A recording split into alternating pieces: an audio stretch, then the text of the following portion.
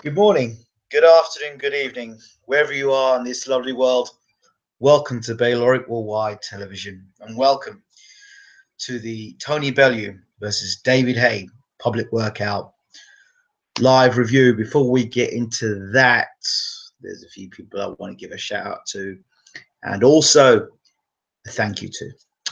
First of all, you, the viewers, you who tune in all the time, constantly, week in, week out, to tune in, to watch, whether it be a live show, whether it be, watching our videos. I want to say thank you. And the motivation, the inspiration, the encouragement comes from you. So we thank you for your positivity, for your inboxing, for taking the time out to leave your comments. We thank you, because Bayloric Worldwide Television is by the community, for the community, since 2009, before it became a television station, online television station. And that is before we were on YouTube. May I just say, I want to say it was the inspiration by the people, by you out there, that gave me the inspiration to go out there and to do the things that I have done, and the videos that we've brought you, not just in the world of boxing, but in the world of entertainment, news, travel, you name it, we've done it. So I want to take this moment to thank you. Very important, because it's all great seeing views coming up on your channel and people say, oh, loads of views, but thank you, because without you, the public, you, the people that I know, a lot of you by name now, thank you so much, and I appreciate you.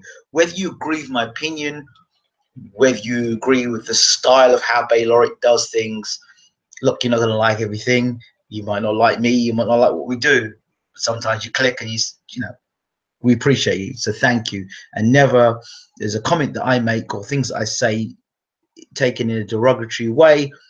It's never for me to downcast anybody, or it's just opinion that I have. So don't take it personally. Okay, so I wanted to say that at the start. It's very important. I think it's important that you thank people that are a part of your journey. Very important. You can have as many views as you want, but it's people clicking, people's time and energy invested in you. Someone needs to say thank you about that, and it's very important. So thank you down there. For those people I know and those people I don't know. Okay, second, want to give a shout out to some wonderful people that I met. Let me rephrase that. Wonderful people in Sheffield. Want to shout out to Super Tommy Frank. Shout out to him. We check out the interview on the channel. Shout out to Sam Sheedy, Super Sam Sheedy, or Speedy Sam Sheedy. Like I say, he's got a fight coming up for the Commonwealth title. I think it's the 23rd or 24th of March at Sheffield Ponds. I think it's a leisure centre. I think it is. I'm not sure, but it's in Sheffield. So he's fighting for the Commonwealth title. So a great fight in prospect there for Sam to become Commonwealth middleweight champion. So all the best to Sam for that. Check out our interview with him on that as well. Shout out to Glyn Rhodes, MBE, and Matt Mowat, BEM. Two men doing tremendous work down at the Sheffield Boxing Centre, doing tremendous work and lots of great work for the young people in the community. So I've got to give them a massive shout out, because the crime that goes on within the community, there are a lot of the young people there have been taken out of that and in fact focus in the sport of boxing. So that's great. So a shout out to them as well. Okay, so I think I've gone through and covered up. Shout out to Mr. Hassim. Good to see you in the room. So it's important that I talk about these things and also give people time to come across and live in the room, because I know that YouTube has this naughty habit of telling people much later on that the show is live. So I wanted to get those things out of the way.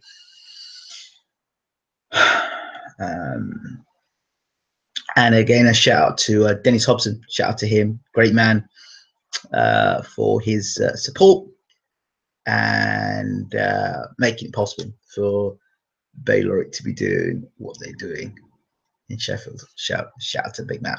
Right, now I think I've done my thank yous. I think we'll get started. Haye versus Bellew, the public workout reaction. Oh dear. I think after watching boxing, good evening, Mr. Neil. I think, you know what? Let me get my sound effects. What's going on here, man? Where's my audience?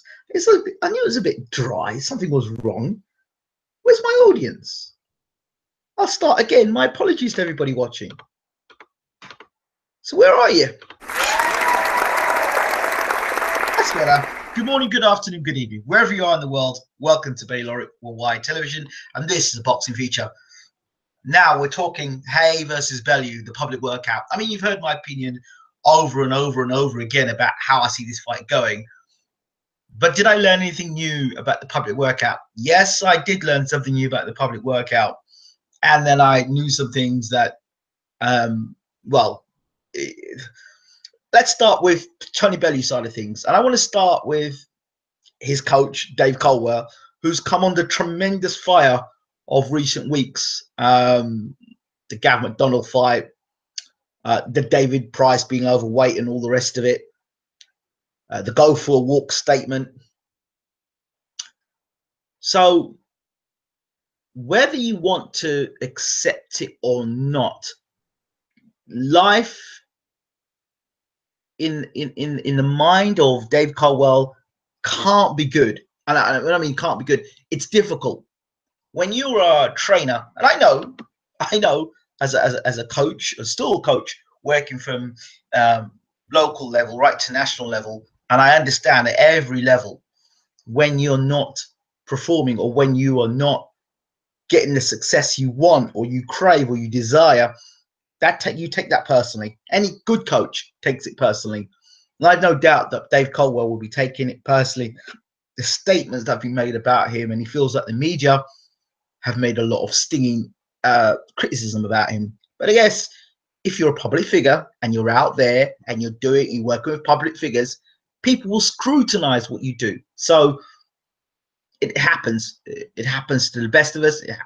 You get scrutinized. My point is this: how much of a knock-on effect has forget the fight itself, the coach, how much does he's had to deal with the David Price situation, he's had to deal with the Gav McDonald situation, and now he's got the Tony Bellew situation. I mean, you know, the pressure is on Dave Caldwell, and that surely has to have an impact in camp. When you're in camp and you see people around you flying, coming home with British titles. I mean, let's take Joe Gallagher's camp for example, at British level I'm talking here, when all these other guys were winning British titles all around. Remember that time where the Smiths were all winning British titles and Gallagher camp was like, oh, this and that. When there were British titles, it's a great feeling to be in a camp of winners. It certainly is, and it has an effect. What effect that has on Tony Bellew? How much does that play a part in Dave Caldwell's interaction with Tony Bellew? How much? Tony Bellew's a smart guy. He would have seen what's happened with David Price, who he advised to come and join Dave Caldwell. He would have seen Gav McDonald. He's an analyst. He gets paid by Sky. He's a thinking fighter. Regardless of all the pop he may give it with his mouth, he's a thinking fighter. But he's not stupid. He's a thinking fighter. So him and Dave would have spoken, and I'm sure at some point Bellew would have put his arm around him and said, look, mate, I believe in you. I believe in you. You believed in me. I believe in you. So these are tough times for Dave Caldwell. And I don't care what anybody tells me. Those things are significant. You need every part of psychological advantage going into a big fight. So you're going into a new weight division. Okay. You haven't fought him for a long time. You are fighting new weight division. You're fighting against one of the premier boxers, punchers in the division, with a trainer that a lot of question marks are over. Shouldn't refill you with great confidence. But, you know, Bellew's a outwardly confident guy, has plenty to say for himself. And I've always said I like Tony Bellew. I like him because he's a character in boxing. And we all say we're the characters in boxing, but when you get a character that speaks out in boxing, you've got people out there trying to calm the boxers down and tell them to keep quiet.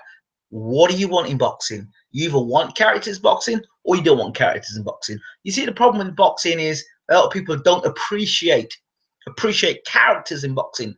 So what sort of characters do you want? You slam Anthony Joshua for being nice and prim and proper and being, you know, stay humble, and people mock him for being a robot. You slam Vladimir Klitschko for being a robot and being boring. You slam David Haye for speaking out and saying the things that he says. You slam Tony Bellew for saying the things that he says. So what exactly do boxing fans want? You know, I suppose when Prince Nazim was about doing what he was doing, you would have slammed Prince Nazim, you would have slammed Chris Eubank Jr., you would have slammed Chris Eubank Sr., you would have slammed Nigel Benn. So there needs to be, for the sport to remain, for the sport to grow, for the sport to flourish, there needs to be characters in boxing. Now, when I say characters, that doesn't mean bringing the sport into disrepute. That doesn't mean picking up tables and throwing tables across rooms like WWE. I'm not talking about that. That's a different matter altogether. Bit of banter between two fighters, fine. Sells the fight. I understand that. That's acceptable.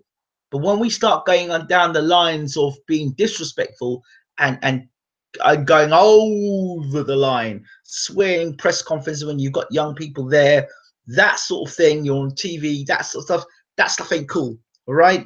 I don't care how much pay-per-view you want, that stuff ain't cool. So when we talk about characters in boxing, and I'm stringing this out because I don't see the fight going very long. When we talk about characters in boxing, both David Haye and Tony Bellew arguably are two of the biggest personalities and characters in British boxing. And when you talk about British boxing and ambassadors for world boxing, then David Haye and Tony Bellew are two guys who are well known within the US market. You've got Tony Bellew, whether you like it or not, was in the Rocky movie, so he's known for that. David Haye, we know, you know, he had that fight against Vladimir Klitschko. He had a high-profile fight with what's his name? He fought John Ruiz. He fought Klitschko. He's fought a number of fighters. The John McMorton fight was covered by American TV. He's well known in America for his whatever he does in America as well. So these are two big characters in boxing. So when I hear a lot of people on Twitter complaining about, I'm not talking about the misdemeanors. I'm not talking about when they've gone over the edge. I'm talking about the general characters, whether it be a Eubank Jr. And then when you talk about, these are the guys that are keeping our sport afloat, or people looking in at our sport. These are the guys that are buying it. These are people that are buying the pay-per-views. These guys are keeping our sport going. That's why people are so gravitating towards MMA and UFC, when you've got lots of characters there. You've got Conor McGregor. All right? Conor McGregor doesn't apologize to anybody. He just does what he has to do. And people seem to enjoy that and say about him. So I'm just saying, for our sport, we need to be supporting our characters. I'm not saying to support them in their nonsense. But what I am saying is that it's the characters in boxing we need to encourage. Less of the promoter doing the talking and more of the fighters doing the talking. Okay? It's more about the fighter. They're the ones getting in the ring and throwing the punches. Promoters, of course, have got to talk to promote the fight. But fighters need to do their bit as well and engage with the fans. That's the fighter's job. So I just wanted to say that because I felt it was very important to mention that. Let's see. O'Hara seems to be forcing it, like he's forcing it. O'Hara Davis. I don't know why. It just seems like he's been reading the script of Floyd Mayweather. But I'll come to that in a moment. Akopi Donai says, I agree. No idea why Haye went on some Mr. Humble politically correct vibe after the Zora fight. I'm glad Haye has gone back to the gunslinging and brutal trash talking best. Can't see where the next generation of trash talkers in boxing are coming from, says Copen Donai. And I agree with you. Listen, this is David Haye. This is the David Haye that I used to nickname him the president. And it just used to be, because, and I'll explain why I meant the president. It's kind of tongue in cheek. Anytime I used to turn the TV on, I used to turn to my wife and say, hey, the president is talking. She said, do you mean the president is talking? And then you have David Haye. Look, David just says it as he sees it. He says it as he sees it. And it seems to be a problem within the sport of boxing that when people say it as they see it, they get destroyed or they get persecuted. But yet, people that speak garbage, people that lie, people that constantly lie, week in, week out, month in, month out, people get found out week in, week out.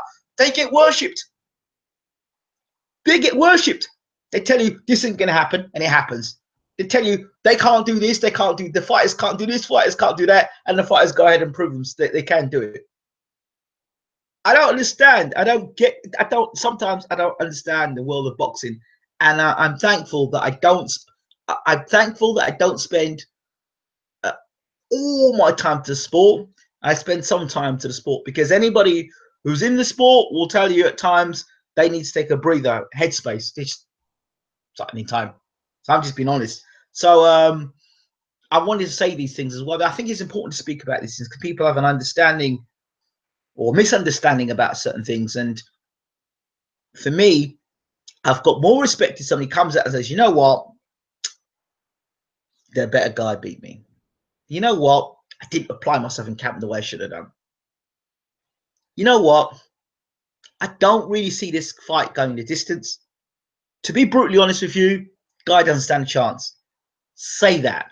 But don't tell you, those who are in positions of media, don't just say something to get a pat on the back. Say things that are the truth. Don't sit down on Saturday night in your little posh, in your little cozy position and tell the public, oh, I can see it's a 50-50 fight. When you damn well know it's not 50-50 fight. You know, it's in the 75-25% fight. You got to say it because it sells. But for those who want to be educated in the sport, those people who are coming into the sport and learning about the sport and don't really have an idea and look to you as guides and look to you as teachers in the sport, you're deciding to talk this rubbish about every fight's a 50-50 fight. And you damn well know it's not a 50-50 fight. Why are you doing it? Why are you doing it? And then people follow your garbage and then they repeat it. And then they put money down. And then they get money just ripped out of their hands each and every time. I learned the hard way. Putting money down and losing it. Listening to certain people saying certain things. Don't do it anymore. I just try and look at things as honestly as I can. So that's why I'm trying to be as honest as possible talking about these things. Right, here we go. People are still talking in the room. Thomas Box, who's going to win? I'll get to it. Give me a second. The casuals love Haye. Haye within 4. Tyson Fury trash talked him into pulling out the fight. This card is not pay-per-view worthy. Yeah, we'll go on to the pay-per-view thing as well. Well, you know,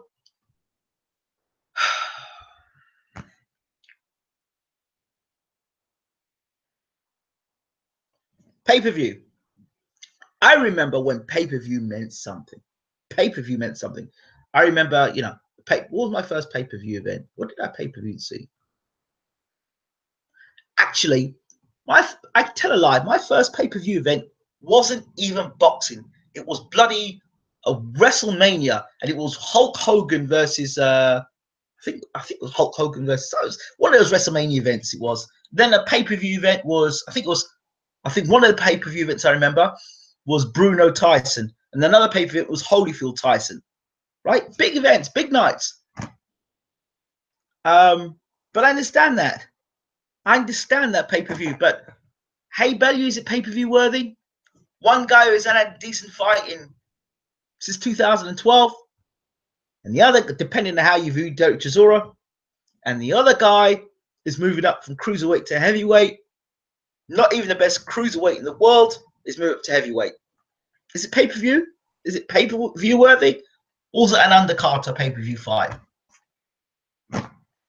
You've got Hara Davis, who's building his career now, You got Derry Matthews, who's very much on the slide.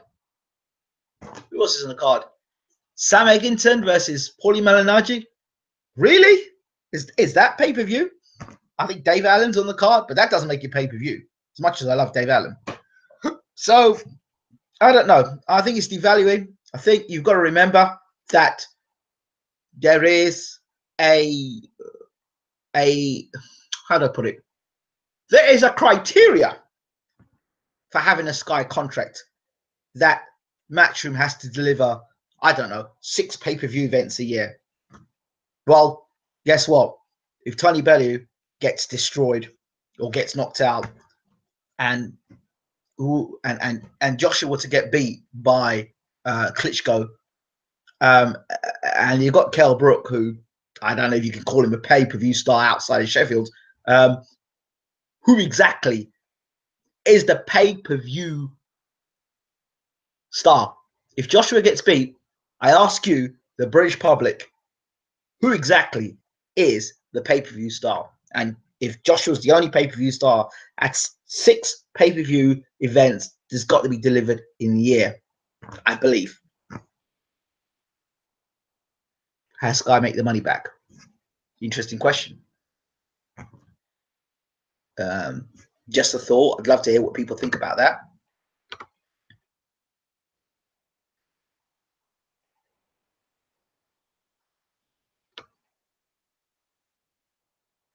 This will do more buys than that shite Eubank show. Well, possibly. The whole Sky team, so-called experts, are a joke trying to give Bellew a chance. Just look at the odds. Haye 1-6. Haye finishes Bellew, Corella ends in first round or second. Do you think Haye's juiced up? Well, the argument is Haye looks smaller now. So, and he signed up to VADA and the WBC. I think it's WBC and VADA now. I believe Haye signed up to that now. And significantly looks smaller. I've heard this story before. I heard those stories around the Chisora time that there was question marks about Haye being on some substance.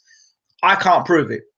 I can't prove it. I can't stand from here or behind the camera and go, oh yeah, he's definitely doing it. I don't know, but he's getting bigger and smaller. He's lost weight. He certainly isn't that 16.5 stone guy. He doesn't look the same as he looked against Demori. So I don't know. I don't know. Do you think the pay-per-view, the build-up is pay-per-view? LOL. Yeah, probably. If you don't want to buy, don't buy it and don't moan about it. Well, I'm not moaning about the pay-per-view. I'm just telling you the history of pay-per-views. This is not pay-per-view. I'm just telling you the history of pay-per-views. But anyway, gonna look smaller. Going for speed, surely. Absolutely. Speed's definitely key. All right, let's go down to break down this fight. Enough of me, Munster. Unless there's other people got other things to say before we talk about the breakdown. The incredible shrinking man. Okay, right. Now, I gave you my take on Dave Caldwell and the behind the camp on what was going on there. The other thing is, Dave Caldwell, all Dave Caldwell can possibly work on is 2 things. The David Haye that fought Derek Chisora when he had David Haye in his camp, and the 2 fights. Noticeably, David was a lot bigger. Now, Tony Bellew, the fighter. There's another thing I want to make quite clear as well when we look at boxing. Some people get emotionally involved into personalities. Personalities don't win boxing matches. These do. Fists and a boxing brain. You can have the greatest personality in the world. You can be the greatest talker in the world. Tony Bellew did a lot of talking. Go back and watch it. Go back and watch the Stevenson fight. I'm gonna go out there. I'm gonna do this. I know how to beat Stevenson. Blah blah blah blah blah blah blah blah blah blah blah. And then look what happened come fight time. We knew Stevenson was a puncher. We knew Stevenson was deadly with the left hand. And what happened? Tony made a mistake. Left hand down the pipe. You saw what happened. You saw Tony Bellew up, outweighing Makabu by almost 1.5 stones and still getting dropped by Makabu. You saw Tony Bellew go to war with BJ Flores. And all night long, he's been tagged with right hands. All night long. Now, bear in mind, David Price the other day couldn't get out the way of a right hand. He kept getting tagged with a right hand. Tony Bellew, trained by the same coach. Now, this is not being disrespectful. I'm just saying things. Fighters don't switch up. Fighters fight with a pattern. They fight in a pattern and a certain way. Tony Bellew is not suddenly going to become Roy Jones Jr. Tony Bellew is not going to dance around the ring and box like Muhammad Ali. It's not going to happen. You've got to look at what Tony Bellew is. His best attributes: hands up, left hook to the head, and that long right hand that misses half the time. He's not fast on his feet. He doesn't have. He's not fast. And that's him being a heavy puncher. He couldn't knock out Nathan Cleverly. A heavy puncher. Look what Kovalev did to Nathan Cleverly at light heavyweight. Okay, Cleverly moves up to cruiserweight to fight Tony Bellew. Bellew couldn't get him out of there. Suddenly he's going to move up to heavyweight and he's going to knock David Haye out. Okay, I'm just putting these things together. So Caldwell, full foot, whatever he is, if his hands up, helping Tony Bellew to on the pads. Really?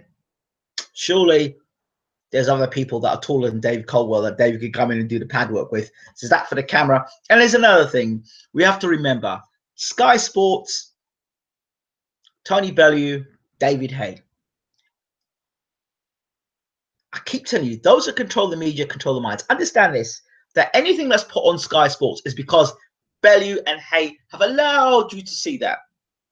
So David Haye, you didn't see him do any sparring, did you? On that gloves off. You didn't see that, though. You didn't see that, did you? Did you see any sparring? I didn't see any sparring. I didn't see any sparring. I saw David drinking and this. So that stuff, he said, listen, I don't want nothing, son. I mean, I don't want him seeing any of my sparring. I don't want to see none of that. I don't want to see. You didn't see it with Bellew either, did you? So, you know, you see only what they want you to see. It's a story they're trying to tell you. That's it. So take half of it as, okay, it was nice entertainment, but nothing more. Entertainment, right? Training on a yacht, but yet you saw him in the gym. Did you not see him in the gym? You saw him working out in the gym, and you say, "Oh well, Dizzy Rascal's there." He was still hitting the bag. He was still hitting the pads. He was still working out. All right, you're still working out, and he's still hitting that power. Regardless if Dizzy Rascal's watching him or not, the power's still there. I just want to make that clear. So on the David Haye side of things, I've talked about Tony Bellew. Always gets caught with right hands. David Haye, 2.0. I want to talk about this point. I looked at the workouts tonight. We come to the workouts now, and significantly, first thing is, did you see how slow Tony Bellew looked? The hand speed. Remember, these are the hands that are meant to land punches on David Haye. And did you see David Haye's hand speed? Okay. Now, I want you to look at certain things. Go back and look at the workout again of David Haye. Did you see that David Haye was using more of his left hand? I was always critical of David Haye that he never used his left hand. And that was under Adam Booth. Under Shane McGuigan, you're going to see, this is what you'll see more of the jab under Shane McGuigan. Watch for David's head. You're going to see more head movement. More head movement. And do you know what the head movement's for? I'll tell you. I'll tell you. I'll explain to you what the head movement is of David Haye. The head movement is just the key to how this fight will go, I believe. Anyway, and I'm surprised that the Skies team haven't mentioned this yet. David Haye's head movement. Do you know what head movement does? When you've got a guy like Tony Bellew who stands up upright and uses a jab, they're looking for a place to then land their left hook or their right hand. See, for example, so David Haye's going to be moving his head, but the way he's moving his head, and he does that, what it does, it draws a feint. In other words, it makes the fighter throw a jab at you. So if I do this, I do that, and I do. You'll see that. You'll see my head just moving.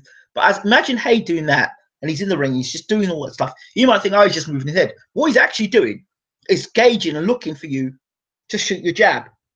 So go and watch when David Haye fought Macronelli. Okay, Macronelli falls short with a jab, and over goes the right hand. Don't be fooled for 1 second. Mr. Haye has sat and watched Bellew get knocked over by Makabu ringside. Watched Bellew get knocked over by Makabu, and he's in the back of my mind thinking, if Makabu can find you with a right hand, and I punch a downside harder than Makabu, I'm a downside faster than Makabu, I'm a downside heavier than Makabu. Yeah, I'll take this fight. So when Bellew was and he was kicking over the stuff and he was making a hot spectacle of himself, David's sitting there looking, okay, ching. David was thinking this, and he's looking, and Bellew's talking. He's going, "Yep, it's money. Yep." And remember, David's a businessman. That's all he's thinking. That's all he's thinking. So when you go back and look at it, again. When Bellew kicks off the the stand, he kicks it off, and he's pointing it at David. And David's looking, and he's smiling. He's going, yep. This will be a pay-per-view. This on Sky Sports. That's my way back. Yep. You got knocked down on Makabu. Open to the right hand. And we land our own right hands all night on you. And it's going to be an early night. And that's all David's thinking. That's the way he's thinking. And that's the way he'll think. He's dropped bigger men than Tony Bellew. Arguably better men than Tony Bellew. But, you know, people get emotionally involved. People get emotionally involved with personalities. I think Tony can win this fight. Why? Because I don't like David Haye. So because you don't personally like somebody, not that they've done anything personal to you, you don't like them. Okay, for those people who paid tickets for hotel rooms to see David Haye fight Tyson Fury, those people, yeah, they got serious beef with David, and I can understand that. I'm just talking about the guys who don't turn up to boxing bouts, who not turn up to the arena, who just from a distance say, I don't like David Haye. I don't like what he said. Look, Tony Bellew's no angel. Tony Bellew has conducted himself in a manner at times which would be quite disgusting himself. So for him to sit down and to play like he's an angel, he ain't no angel. Him carrying on the way he was in the arena, kicking things down and pointing and thinking, young people are watching him.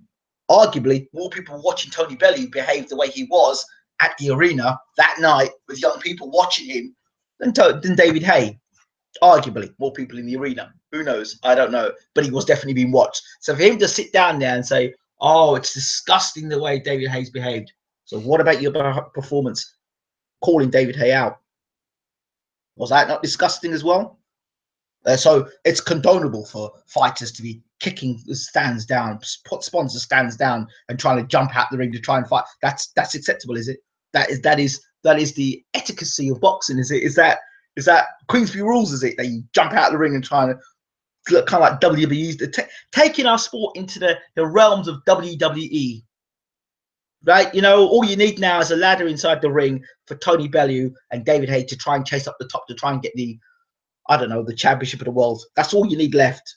You know, or David to throw Tony for a thing, and then Shannon Briggs to come running down into the arena saying, David. You get my point. So those are my points on I've seen so far. The thing is, I genuinely believe what's going to happen in this fight and what will open this fight up is the jab. The jab. I believe David's going to come into the fight as he normally does, take center stage, and that. He's going to do that. He's going to do this with his head, using the jab and use it up to measure Tony. And when Tony thinks he's going to be there, he won't be. And as Tony throws a jab, he'll be looking for that sloppy jab. And as that jab comes out, it may be in round 1, it may be in round 2, it may be in round 3, but it will happen. And it's not, if Tony gets hit by the right hand and he goes down, that is what people, that's the one thing. First of all, does he get off on the right hand? Remember, Tony Bellew has never been hit as hard as he's going to get hit by David Haye in 10-ounce gloves. Now, personally, if I were his promoter or his manager, or I was managing Tony Bellew, I'd have had a stipulation. If you're going to fight me, Tony, or if you're going to fight me, David, then let's make this for the Cruiserweight Championship of the world. Let's make this for the Cruiserweight Championship of the world. If not, we can't make it. Let's make it a catchweight, meaning, like, you know what? I'll meet you just outside the Cruiserweight. Well, from what I understand in the contract, there was no stipulation on weight. No stipulation weight. So I would have made David drag his ass down from that 16.5, bring him right down to 15 stone. Drag his ass right down. You need those advantages coming to fight. David being the older man, bring David down. But did they do that? No, they didn't do that. So I would have done that as the first thing. I would have done everything that was possible. Liverpool press conference. I don't know. Could the fight have been staged in Liverpool to give Tony Bellew more advantage? You make it pay-per-view in the O2 Arena, but I would love to see it in Liverpool if I was Tony Bellew and his promoter he works with. That intensity of David having to come to press conferences in Liverpool, because it's a joint promotion. Hey, those are just thoughts. Me and what people are saying in the room if I keep going on.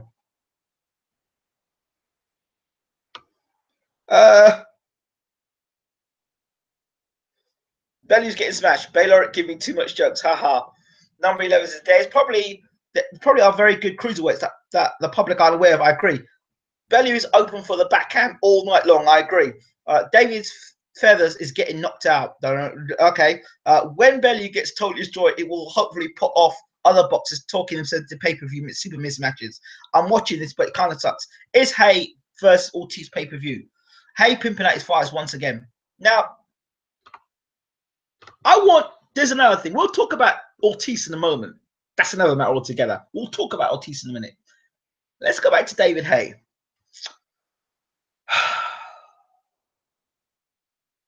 When will you learn that, again, personalities and expert opinions don't win fights? Okay? As my good friend Dwyer says, yeah, your opinion matters most. I think that when you listen to the likes of, I don't know, like bring Johnny 50-50 Nelson, and I have to say it as it is. I'm not being disrespectful here, but you know, if Gennady Golovkin and Anthony Joshua were to fight, I guarantee you, if Golovkin were to move up to heavyweight, I guarantee you, I will put money on it. Just to sell pay-per-view buys, they would say, you know, if Golovkin can take Joshua into the second half of the fight, he's got a chance. He's got a chance. Because we haven't seen Joshua go over 6 rounds. If you can take him into the second half of the fight, maybe the lactic acid would build in Joshua, and then Joshua could then Golovkin could just be able to listen. If you listen to Sly Sports, if you listen to them carefully when they're talking and the commentary, they always give the other guy a chance. They always give the other guy a chance. It gives the other guy a chance. And who says Tony Bellew's a puncher at heavyweight, please? I mean, when he's an amateur, he was. But who says he's a puncher at heavyweight? I thought that, you know, if you're a puncher at heavyweight, you'd actually have to fight somebody at heavyweight to show that you could punch at heavyweight. You know, they say, like in boxing, they go, oh, you know, Martin Murray's moving up to super middleweight. Can he punch at super middleweight? So they stick him in with a guy that's not even a super middleweight. That's probably a middleweight or light middleweight. They stick him in the ring, blows him up to super middleweight for the night, and knocks him over and he says, oh, Martin Murray, he's a puncher now at super middleweight. Really? I'm just saying it as it is. But they got Tony Bellew as a puncher at heavyweight. Who's he knocked out at heavyweight, please? Who has Tony Bellew knocked out at heavyweight? At least David Haye, when he moved up to heavyweight. Remember when he moved up to heavyweight? It was in between his fight with Macronelli, or after his fight with Macronelli. He moved up to heavyweight. He banged at that guy, I think it's from the Ukraine, he knocked out in a round. Came out there, right hand, boom, knocked him out. I think it's for the European, I'm sure it was. Knocked him out in a round. Then you saw him move up and he fought Monty Barrett at heavyweight. You saw him rock Valiev at heavyweight. You saw him knock down John Ruiz at heavyweight. You saw David Haye hurt and stop guys at heavyweight. Oh, I'll come back to the David Haye thing.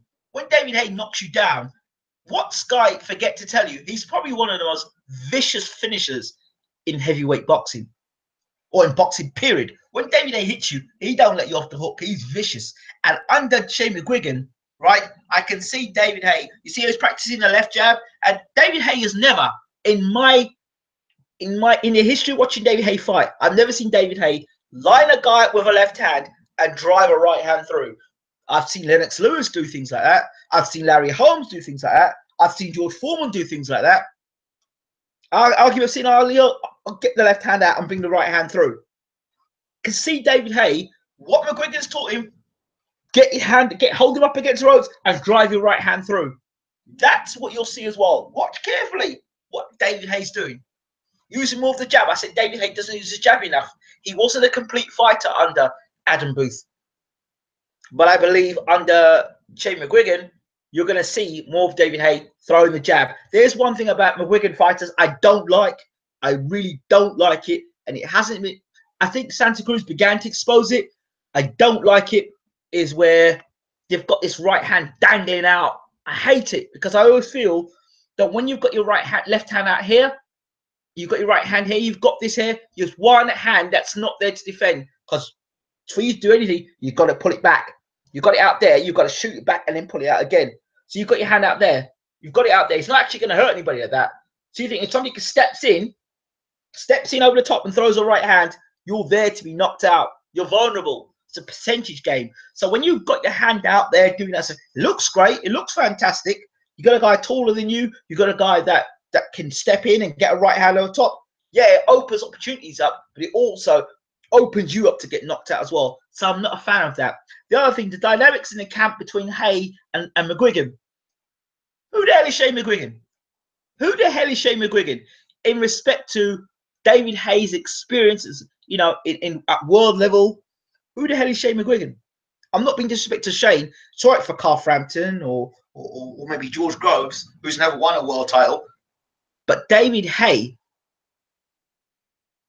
you know, David Haye, what was the agreement when he got with Shane McGuigan? Look, mate, I just need somebody who's going to get me into shape. I just need somebody to oversee what I'm doing. I kind of know what I'm doing. I learned from Adam Booth. I know what I'm doing here. I know what works. I know what don't work. So you just do what I say, and I'll just, you know, I'll pay a few bob for it. What sort of a working relationship is it with Shane McGuigan and David Haye? What is it like? What is it like? And if it's going wrong for David, maybe not in the belly fight. If it's going wrong for David, does Shane McGuigan and David Haye have that sort of relationship? Let's be honest. Was Shane McGuigan's expertise needed in the Demore fight? No. Was Shane McGuigan's expertise needed in the Worm fight? No.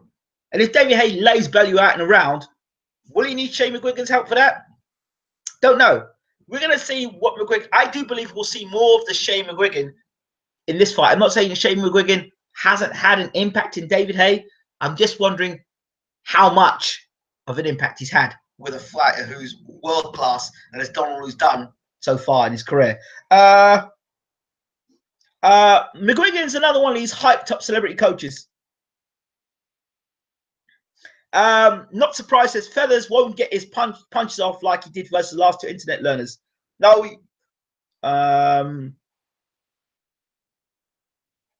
the last fight belly box at all in was Masnek in 2015. Okay, thank you for that. Those people out there that don't believe that David Haye will connect on Tony Bellew, I think the reality check is BJ Flores landed on Tony Bellew. Makabu landed on Tony Bellew. Masterneck landed on Tony Bellew. That 38-year-old, when he first came into cruiserweight division, always knocked him out, landed on Tony Bellew. Ulver McKenzie landed on Tony Bellew. Okay?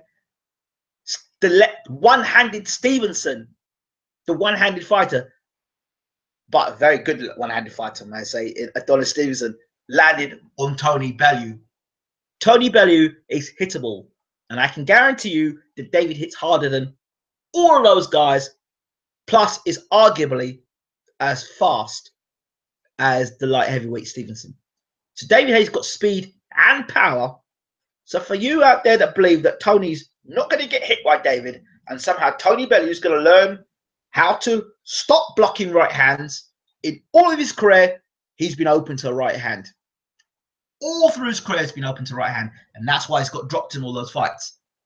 So if you believe that because Tony Bellew's put in, you know, he's had the hardest camp of his career, he probably got whacked with right hands all throughout that career, all through all that training camp. So if you really believe that Tony Bellew is not going to get hit with a right hand, good luck to you on that. Really good luck to you on that, because you're basically saying Tony Bellew's not Tony Bellew. Tony Bellew is going to end up being like Floyd Mayweather tonight. Tony Bellew is going to be like Mike Tyson. He's going to start weaving and ducking and really. David Haye got hit by Chisora. He got hit by Klitschko. He's been hit by those guys. Hit by John Reyes. Tony Bellew's going to hit harder than those guys. Yeah, of course he is. And Tony Bellew's going to be fast enough to connect with more than one or two punches. All right, mate. And you know, Tony will take him to the second half of the fight. Well, I tell you something. Tony takes him to the second half of the fight. David Haye's gone. He's gone as a fighter. One, but they said the last thing you lose in your fighter is this punch. Tony Bellew would have taken a tremendous amount of right hand in the process. Tony Bellew's best punch on record is his left hook. Probably a good punch to throw against David Haye, but the probability of it landing without Tony getting clipped himself, because his punches are slow, and that right hand he throws takes for ages to connect, and half the time it doesn't because it's sloppy. Just go back to look at Enzo Maccarinelli, who I actually think is a better fighter than Tony Bellew. I'll put it on the line. I think Enzo Maccarinelli is a better fighter than Tony Bellew, because Enzo Maccarinelli punched really hard, and you saw what David did to him. Are you going to say that Tony Bellew hits harder than Enzo Maccarinelli, a guy who'd been at the cruiserweight division a lot longer than Tony Bellew? I was never a light heavyweight, a natural cruiserweight. Talk to me. You saw how David dispatched to him. I would say Maccarinelli's got just as good a hand speed or better hand speed than Bellew. Come on. And you're not going to walk into Enzo Maccarinelli can hit with the left hand and the right hand. Beautiful uppercuts, big right hands, and Enzo Maccarinelli had a good jab as well. Hey, listen, if you gave me a fight between Enzo Maccarinelli and Tony Bellew when Enzo's at his best and Tony's at his best, I'm going Enzo Maccarinelli every time, because Tony's going to get hit with right hands all the time. But be interested what people think.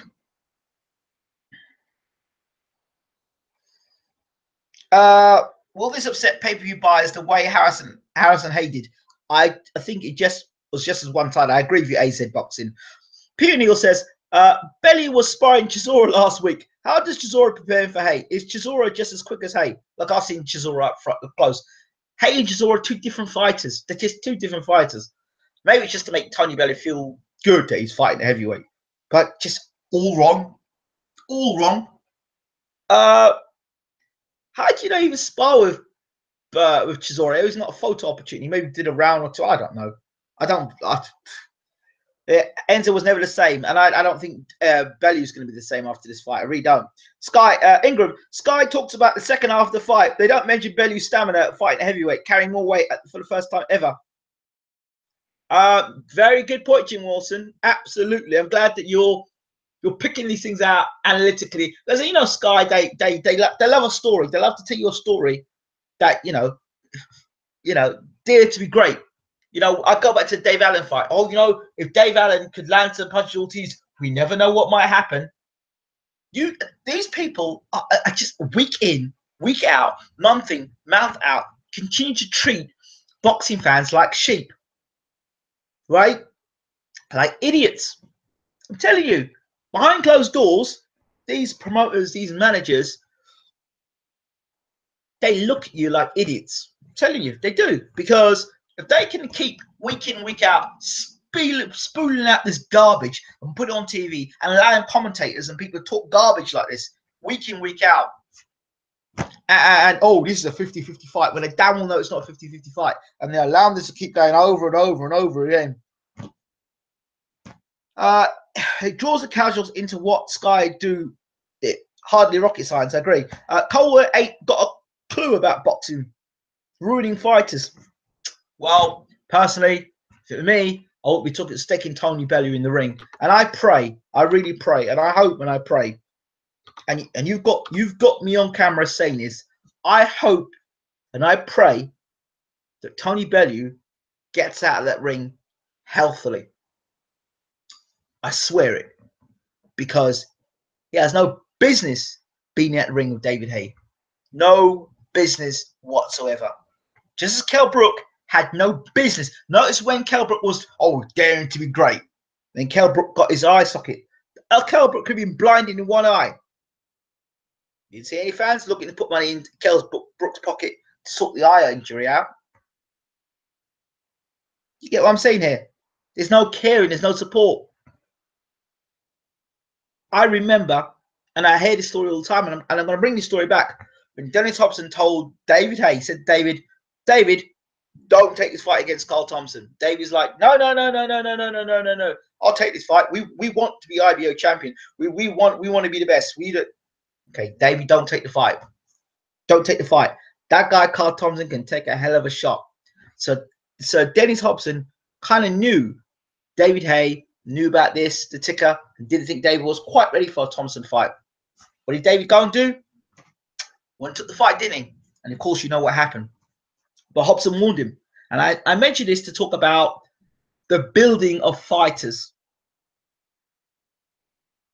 How many fighters are being built at the moment?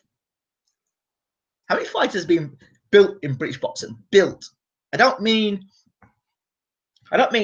racking up a lot of fights, fighting nobody. You know a guy who I think's being built, and I'm watching him carefully, and I like the way he's fighting. Luke Campbell. He's in fights. He's been in a couple of fights that have been difficult, and I like that about him. I like it. You need to be in difficult fights. I like Luke Campbell. I like the fact he's been in difficult fights. I like to see fighters struggle in their careers before they get a world title fight, because then I know if they've got a heart, if they've got nuts, they really can dig down on the gum shield. I can make a better assessment of them, and they can make a better assessment of themselves. It's not unknown. And a lot of fighters today, 14, 15 fights unbeaten, going into the unknown, never been in a tough fight, never been hit back in a real fight, never had to go the distance, and then they're going into a 12-rounder against experienced fighters, world-class operators, and all they've got behind them is hype and a promoter saying he's the best in the world. You get what I'm saying here. And the fools sit down and they worship. Yeah, anything you say is the truth. Anything you say is the truth. Even if you don't promote that fighter, you know everything. I worship you. You're brilliant. Everything you say is the gospel. It ain't the gospel. Because if you told the truth and you were honest, it'd be a different altogether. Well, we can't do that because that's affecting money coming into the bank account.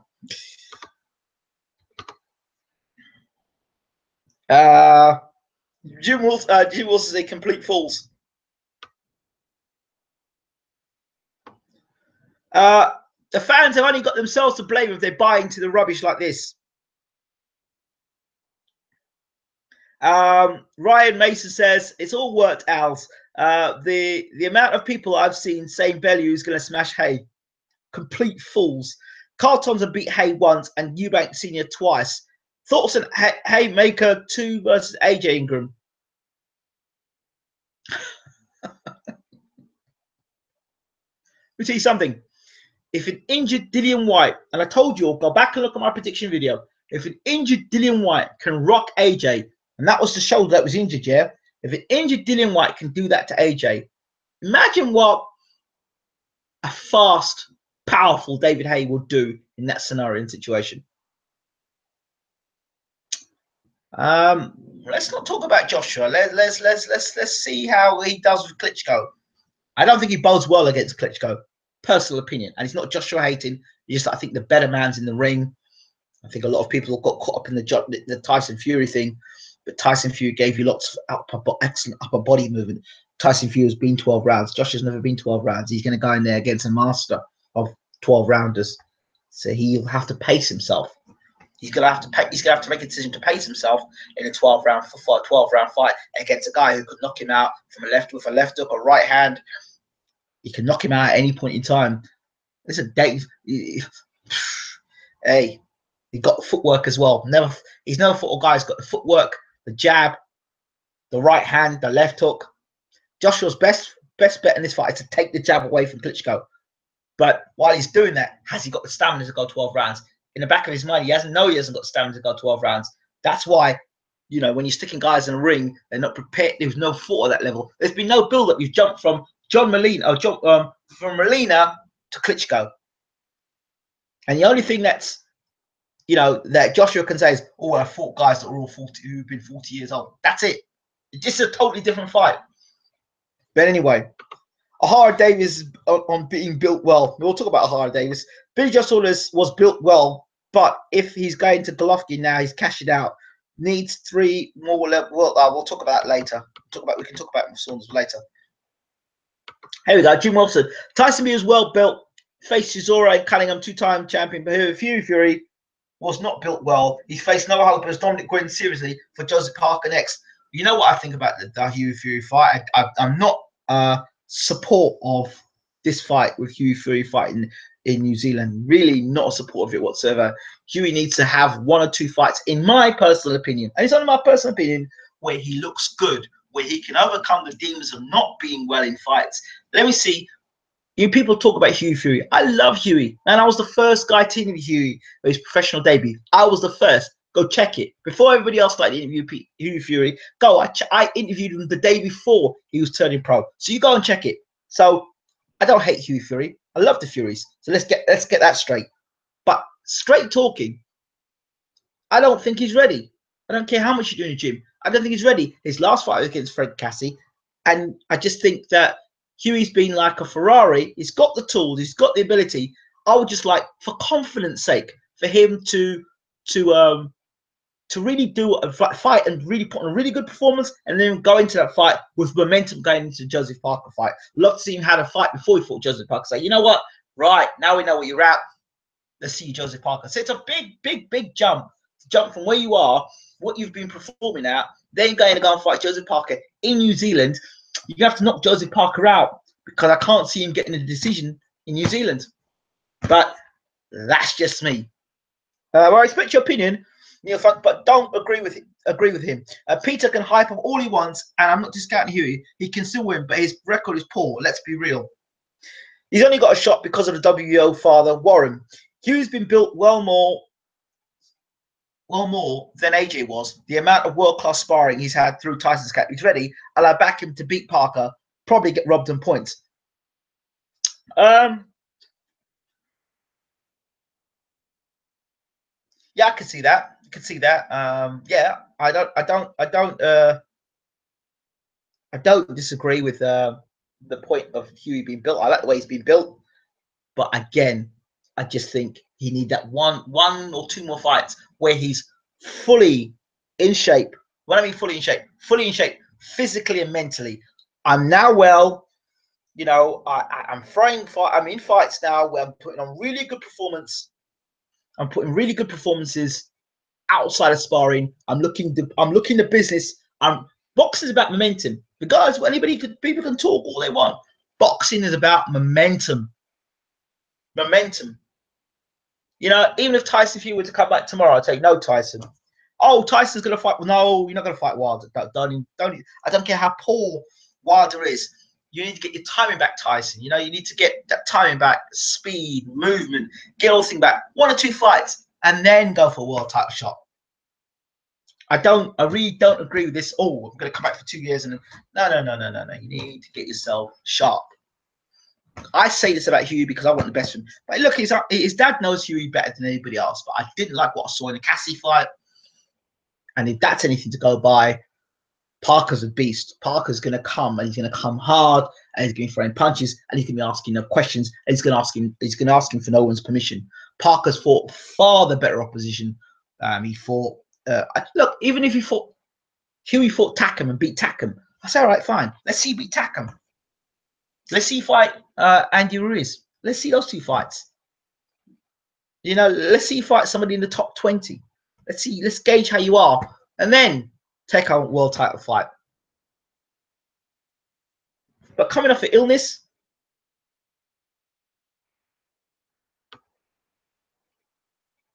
there you go. Whatever happened to Asgar? I think he's still doing his work at the East Midlands Boxing Academy. He's produced a few more champions. Follow him on Twitter. He's doing some good stuff. Neil Funk says Peter seems to be Peter Fury seems to have become disillusioned with the sport. Maybe it's affecting his clarity. I can't say if he is. I don't know. What do you think about the racial abuse that David Haye and O'Hara allegedly faced in Liverpool? Don't know. Wasn't there. And let's put it this way. If there was a racial abuse in Liverpool, then it wouldn't be cool to report it because it would not give the Liverpool fans a good look. I will say this. We are in the sport of boxing. You are going to a man's hometown, Derry Matthews and Tony Bellew. You expect to get abuse. Like I said before, it's all part and parcel of the sport. But when it steps over the line, it becomes personal, it becomes abusive and racist. There's a problem. When you invite people of the public to be in the sport of boxing and football, when you those sort of sports, when that happens, you open the doors up for that. You're going to get that sort of cat and sort of behaviour. So everyone can have a pop and say what they've got to say. But I can assure you, if David had them one-on-one, they'd keep them quiet. They're the same people who are going to pay for pay-per-view. They're the same people who are going to turn around. And if you see David down the street with their girlfriend or their wife, their kids, they're going to turn around and say, "Oh, David, would you do autographs for me?" If David ignored them, say, "Oh, look, that David Haye's really rude." So you just it's a part of the sport that I personally am not a fan of. But there you go. Let's see. Huey gets beat by Parker comfortably, and I'm a huge Team Fury fan. Huey needs 2 or 3 wins against gatekeepers, fringe contenders. What's the rush to become champion now? I've made this point before, I'll say it again. True, nearly one more coming off that sort of illness, says Tony Kulis. There you go. Parker's had 2 dogfights with world-ranked Takam and Ruiz. There's my point. Showed his grit in an actual fight. There you go. He seemed pretty rattled in that press conference. I thought all the Miami morning meditation would have calmed him down. George Barkley, hi Ingram, just joined in on the go. All the best from Glasgow, my man. Shout out to you. Coogan and Johnny Elson said this is from Daryl, both heard O'Hara being called Lukey, man. Google it. Oh, well, look. I tell you something. Let's talk about O'Hara Davis. Again, characters in boxing. Boxing doesn't allow for characters. I don't think it does. And if you've got a character, boxing doesn't like it. Well, let me change that. British boxing doesn't like characters. I'll say they don't like characters. Unless you are media trained, kiss ass, and basically, what's the word? You do as paymasters say. If you do those things, you're fine. But no, they don't like it. They don't like people that speak out. But it's because they speak out, their characters. Let me tell you something. If Muhammad Ali was British, he would have got absolutely crucified for the things he was saying.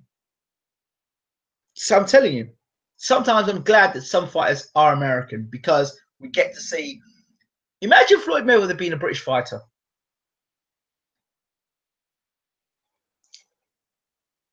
I'm glad it isn't. I'm just glad it isn't the case. So, you know, British boxing doesn't allow characters. Beat me to it, Ingram. Spot on. And it is. They don't like characters. This is what it is. Damn it, is what it is. I'm speaking the truth. You don't like my truth? Too bad. But boxing don't like, British boxing don't like characters. I'm telling you, they don't like characters. They don't like people who are not yes men. They just don't like it. And I tell you now, if we continue in this country, in the UK, to continue to bring down and pull down all the characters in boxing, the sport's going to go boom, and it really is going like that. Where are your characters? Where are your characters? Who's going to represent you on the world stage? Let me tell you something. You can't step to America with no personality. You can't step to America with no personality. You just get blown away. You have to have some sort of personality. You have to have something about you. You have to actually be able to fight. For a lot of these guys who get put over to America, they can't fight. British fighters can't fight. But at least if they talk, they can talk a bit, sells a bit of tickets, you know? I don't know. But I disagree. James Agale, David Haye, O'Hara, George Groves, the list is endless. They're always shunned for being out there and different. Well, you know what?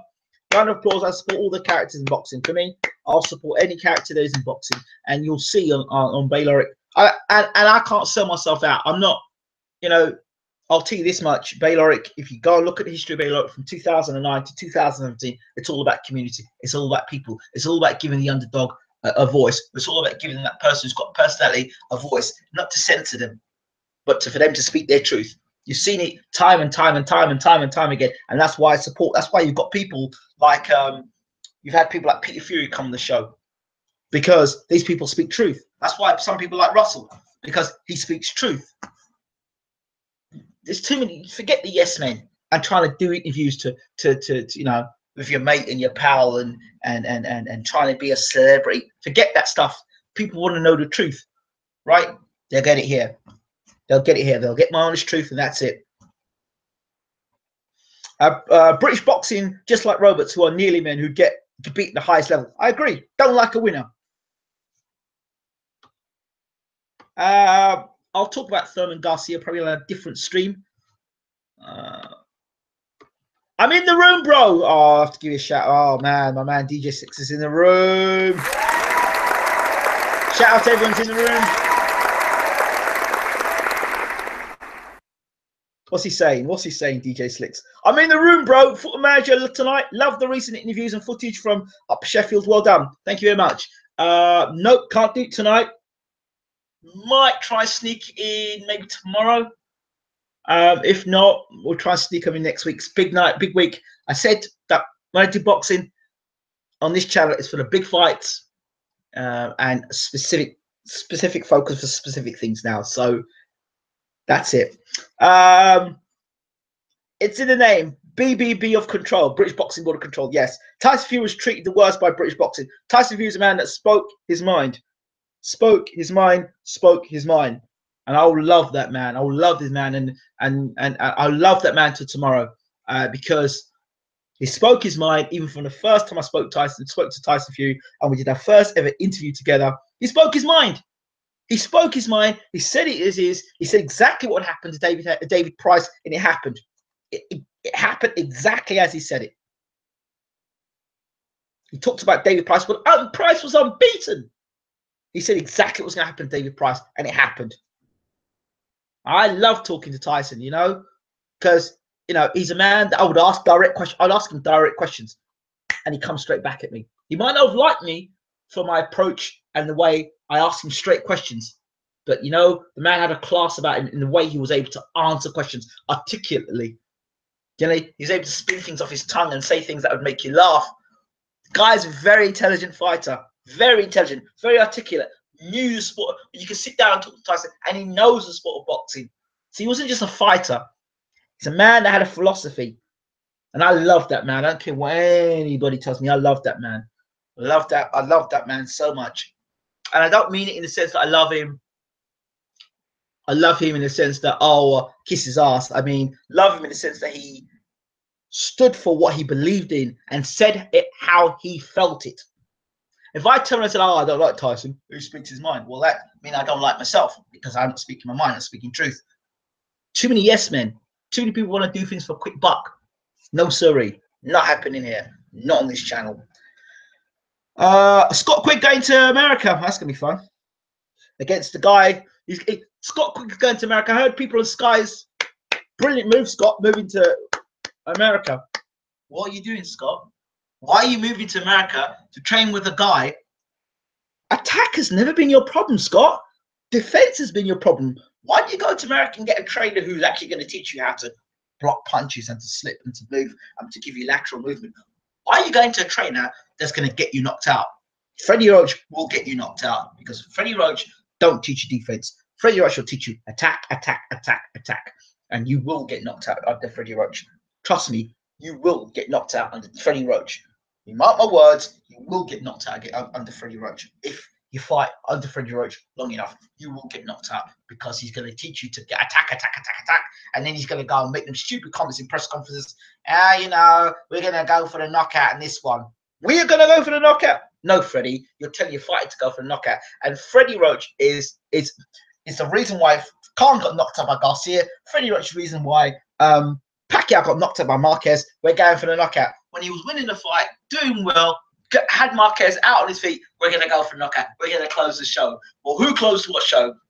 This is my point. So, Quig, good luck to you, mate. But you're going to America to get knocked out. Oh, you can't say that I'm one of the greatest trainers around.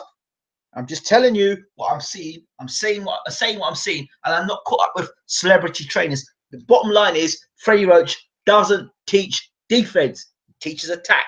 If you're a defensive fighter and you want to learn how to attack, Freddie Roach is brilliant for you. But if you've got a good attack, a good offense, and you've got no defense, Freddie Roach will do you no favors.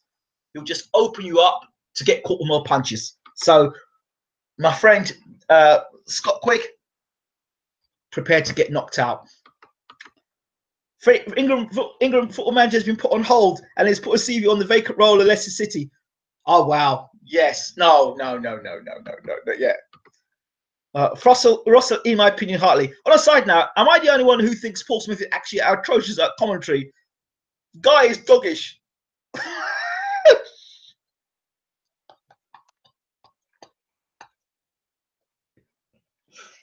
Oh, look, Sky are the best in the business in the UK, and if the guys they've got are the experts, if they believe, Sky Sports believe that these are the people that are the best in the business to do the commentary, then fine. Who am I to say that they are not very good? O'Hara trying to talk must have worked through everyone talking about him. Characters and showmen are needed in boxing. I kind of feel sorry for O'Hara Davis. I do. He's a fellow Hackney man. I do feel sorry for him, but he just needs to be himself. I kind of felt no slating O'Hara Davis here, but I kind of felt he was what it might have been. He may have been drawing inspiration from Floyd Mayweather in difficult times Floyd's had in his career, and he's looking at the Floyd Mayweather blueprints. And I could see when he was talking to the crowd in Liverpool, he was using the Floyd Mayweather way of talking. I noticed that, and I also noticed that when you remember when Floyd went to Hatton's hometown of Manchester and they were promoting the fight, and how the crowd were heckling Floyd. I think O'Hara Davis has been trying to take a book out of Floyd Mayweather. Just study the way he's talking, and so yeah, I thought he was trying to mimic Floyd, or even not mimic him, trying to be Floyd, but just trying to take the good attributes Floyd has and use them as inspiration in a difficult moment, I thought, which was kind of cool, but kind of not so cool. Sky has brothers commentate on brothers' fights.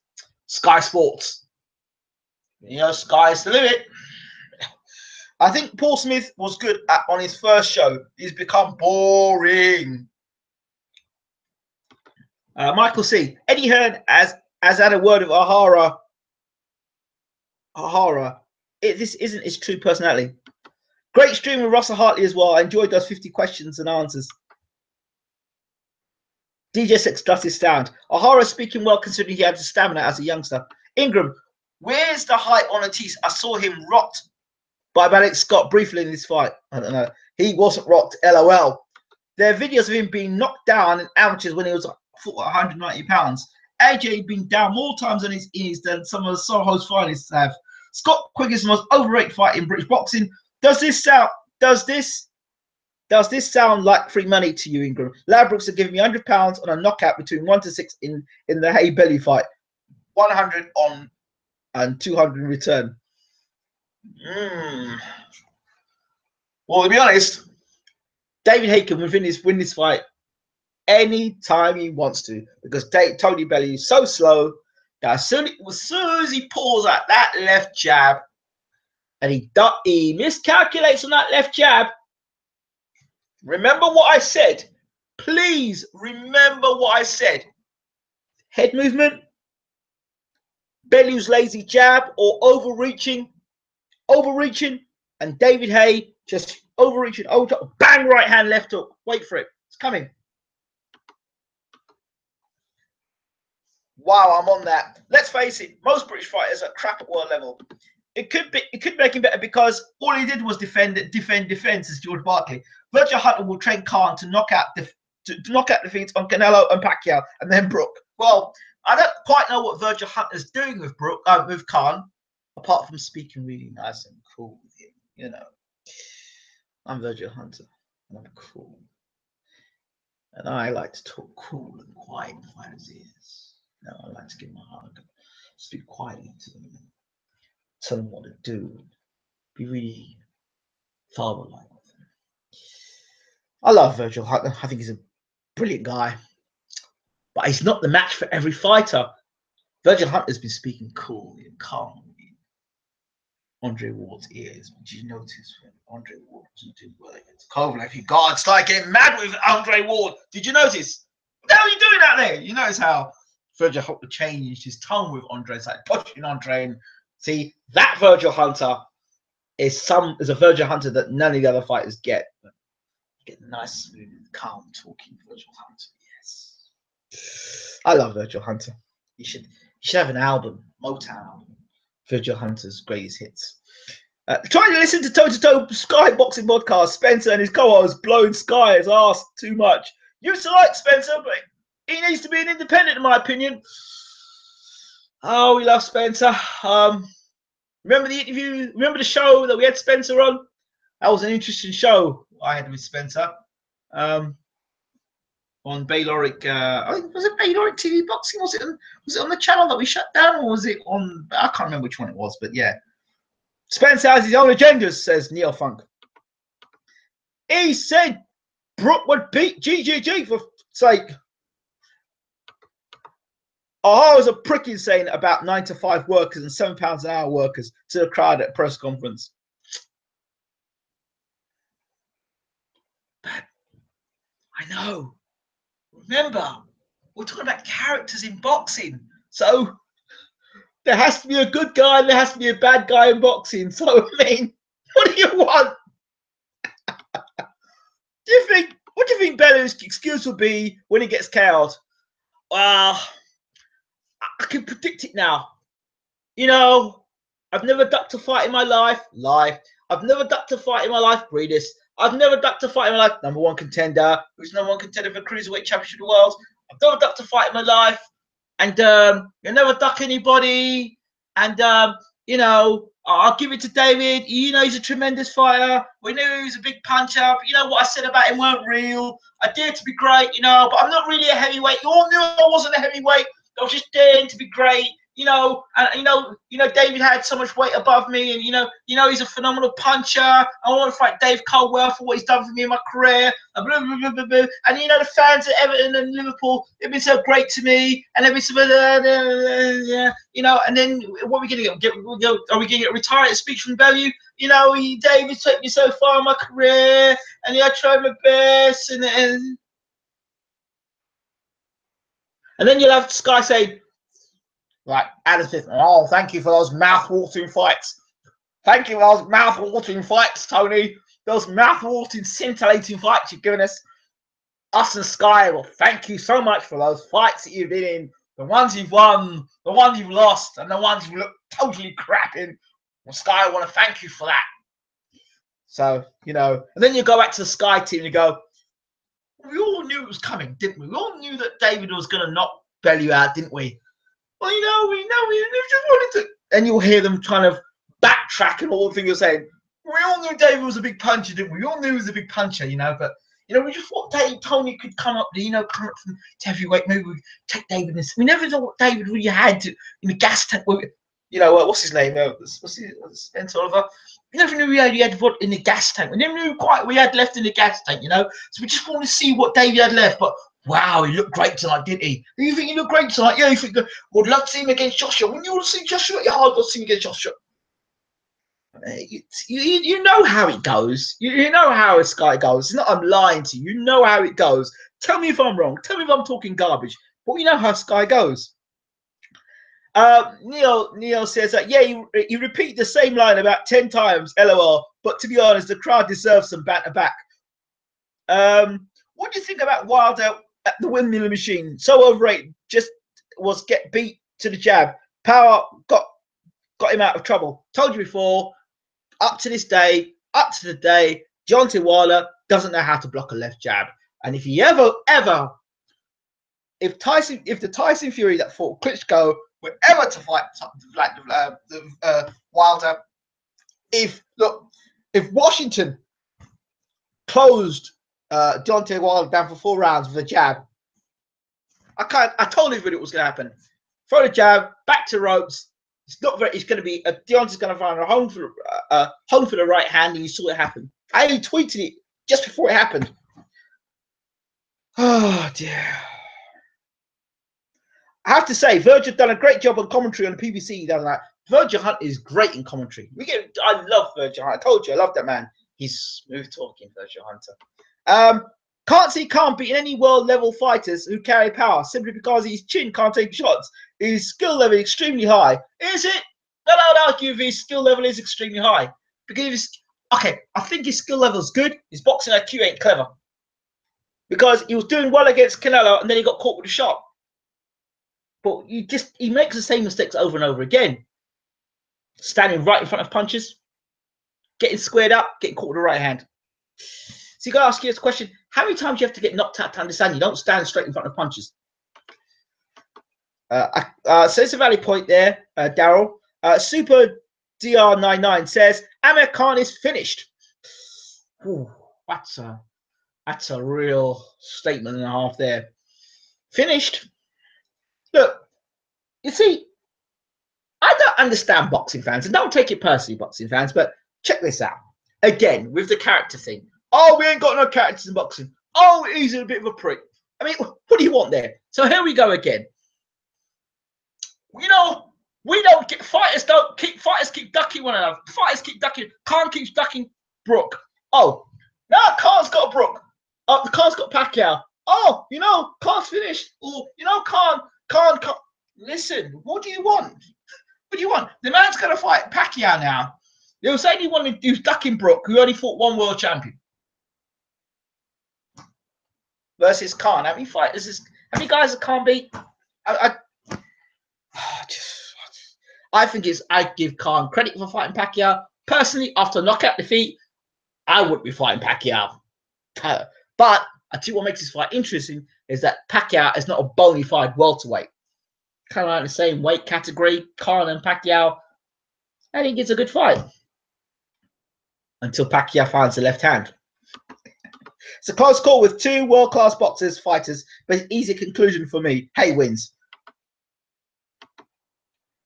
What do you think if Scott quit training under Abel Sanchez? Well, that's a different situation altogether. Abel Sanchez is a vicious trainer. I mean, Abel Sanchez, the mentality of Abel is vicious. Work the body, work the head, take you out. Abel trains fighters like assassins. That's how Abel trains his fighters. That's what I think. Gassiev, Huck, Golovkin, Breeders, Lebedev, Usyk, Bellew ducked. Well, those are all the guys that Bellew should have fought. When boxers duck well, they don't lose. Adam Smith looks like he's hiding a body in the garden, LOL. Mouth-watering fights, LOL. They put Brook versus GG up there for the top fights of 2016. Mouth-watering contest between GGG and Kell Brook. Well, whatever. Have you seen him next to Tony Nelson? You know he's forcing Johnny what to say. Yeah, it's the look, isn't it? It's the Jedi look. Adam will look at Johnny. He'll go, what's the lip? He goes, and Johnny goes. Adam goes. Johnny goes. And you know what happens there? You do as I say. You'll do as I say. Or there'll be mouth-watering consequences. Okay, I'll do as you say. You notice, but I noticed Johnny by himself is real cool, real cool. As soon as Adam Smith around him, they all get to be cringeworthy. But you know it.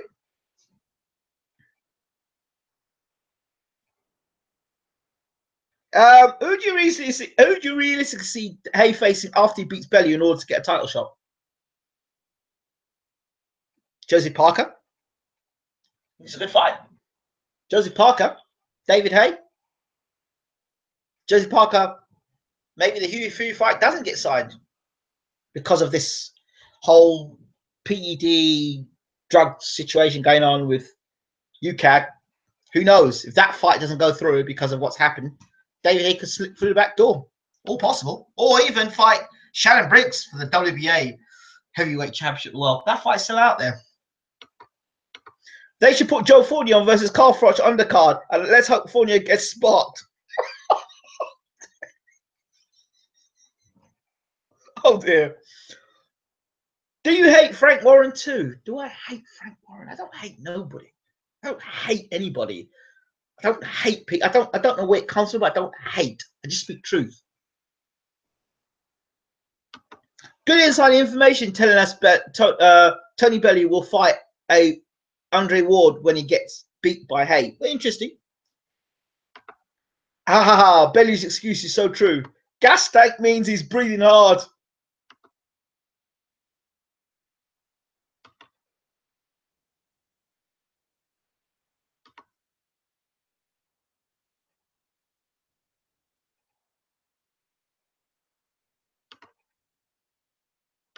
There you go.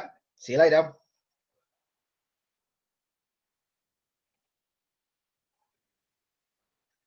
Haye plays the villain to set up the good v bad v AJ, and AJ beats Klitschko, which I doubt.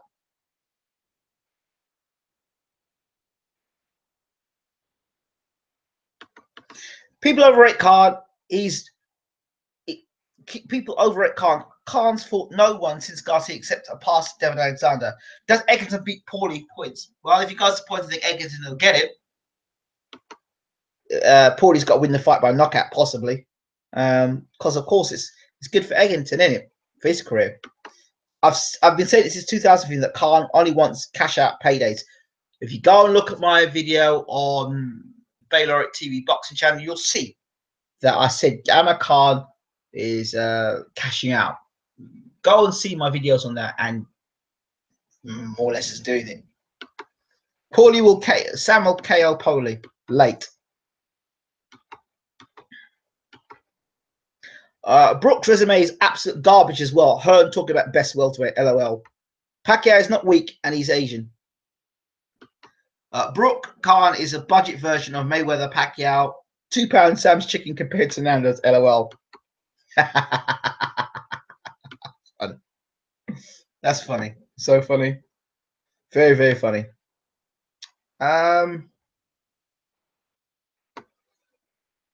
Barkley says, "Oh, Jezzo, Deontay Wilder must have a granddad from Holland. He just throws windmill punches. His right knee so close to his shoes."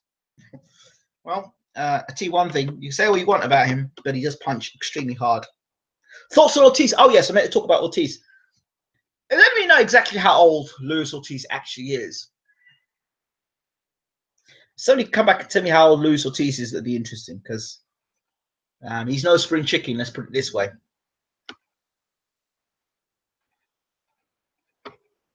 My thoughts on him. Again, Luis Ortiz is yet to fight a puncher in the heavyweight division. Name me a puncher that Luis Ortiz has fought in the heavyweight division. Name me a guy that can really punch in the heavyweight division that Luis Ortiz has fought. He hasn't. So he's at least 45. Yeah, that's Jim Wilson. You're about right.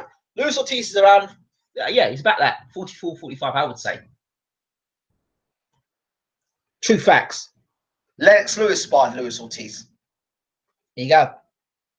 So you got to ask yourself the question.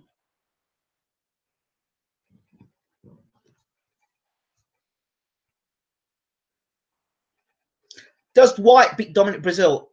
Heard that's going to happen next.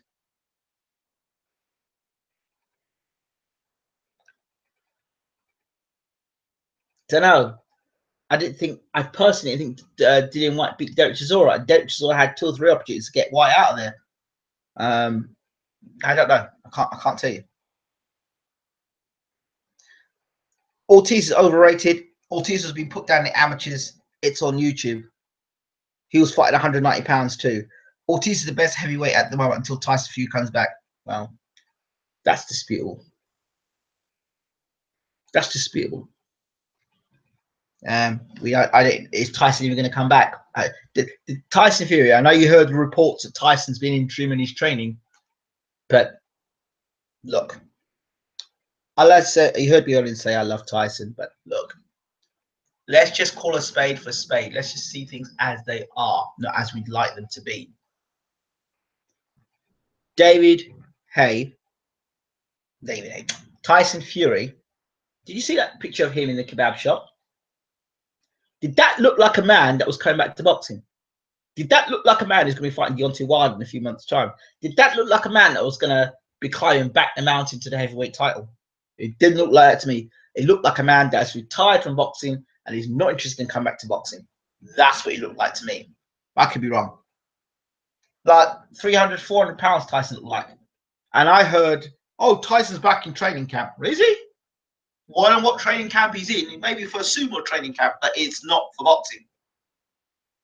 Right? Don't get me wrong. At that weight, there are some guys in heavyweight boxing Tyson could beat tomorrow. And I'm not being disrespectful. So, no. Me personally, no. I don't believe Tyson is and he's not 6'4". He's a cruiserweight who moved up. Why does everyone not see this? David Haye was a heavyweight. He's a cruiserweight that moved up. Oh, you're talking about Ortiz? Yes. I take Ortiz over Wilder. I even take Briggs over Wilder. Those 2 boys might be older, but the technique and fundamentals are there. Bellew's punch resistance is poor. Haye 1 to 3 rounds. Ingram, who do you actually think is the best heavyweight barring Tyson?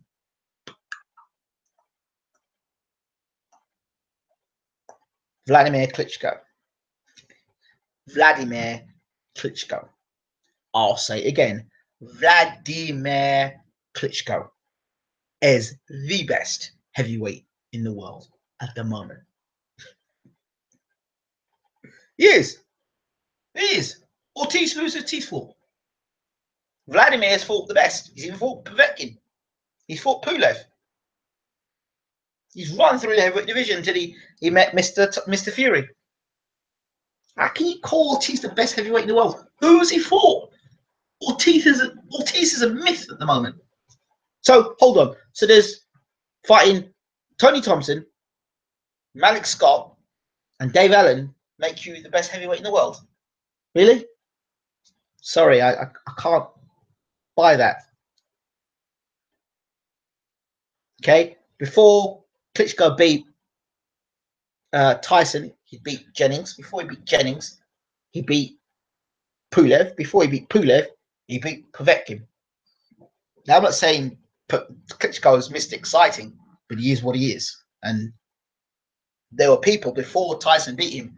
He was the guy that would have beaten all the heavyweights. He would have beaten Joe Lou. He would have beaten Muhammad Ali. Remember, flashback. A lot of these people that say this garbage now go running back, scuttling into holes, and then you don't see their faces for months and months. They were on this channel saying that garbage as well. Yes, Ortiz fought Brighton Jennings after Klitschko had beaten him. And a Brighton Jennings that was ill-prepared for Ortiz. Fact.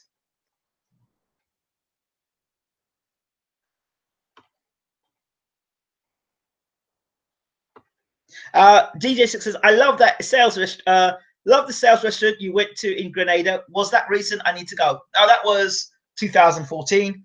And I remember working out. I was out there. I was actually working to promote sales at the time, but before it was Ocean Grill, and I used to be there regular in there. And I remember once on the island where sit down eating. The island's quite a small island, you know, and Prime Minister, the Honourable Keith Mitchell, who I've been in his office many times, he was actually, we sat down and he was having a meal. He used to come and say, "Hey, hi Ingram, how you doing?" You see me and my wife having a meal together, and he just wave and say hello.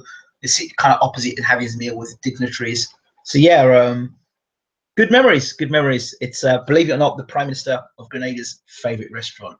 There's tips. So maybe when you go out to Grenada, you may just see if he's still in power, because I think the elections of this year, if he's still in power, if Keith Mitchell's still in power, you might see him there.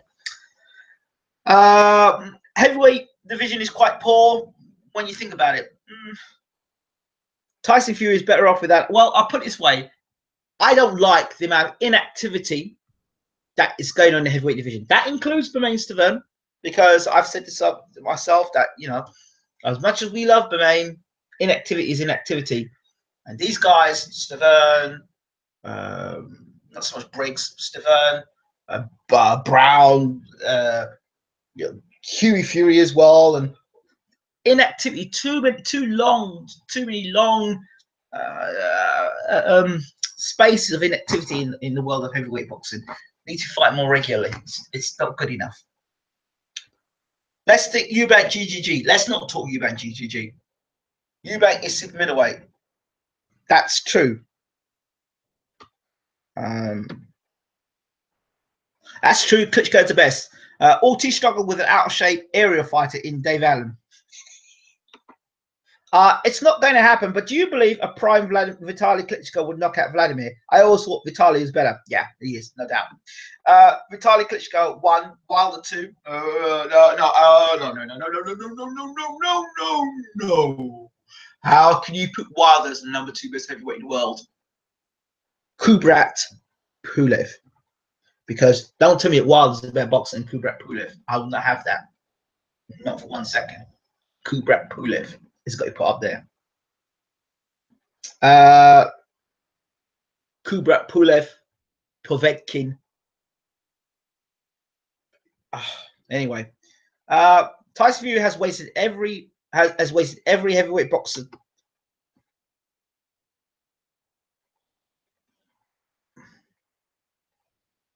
Every heavyweight boxer's time after he won the title, and that's why I don't respect Tyson at all. Well, I think we've got to look up. We don't know what happened behind the scenes with Tyson Fury, and we really don't know. Ortiz's best win is better than Wilder's best win, in my opinion.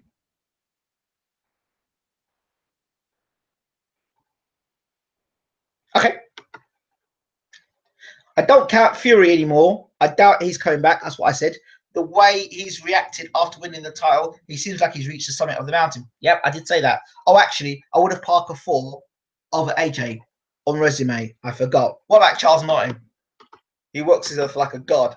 The heavyweight division is as exciting as it could be, but it is inactive in a sense, simply because he's got the belt. Wilder, I think I'd like Dillian White to become WBC champion. Well,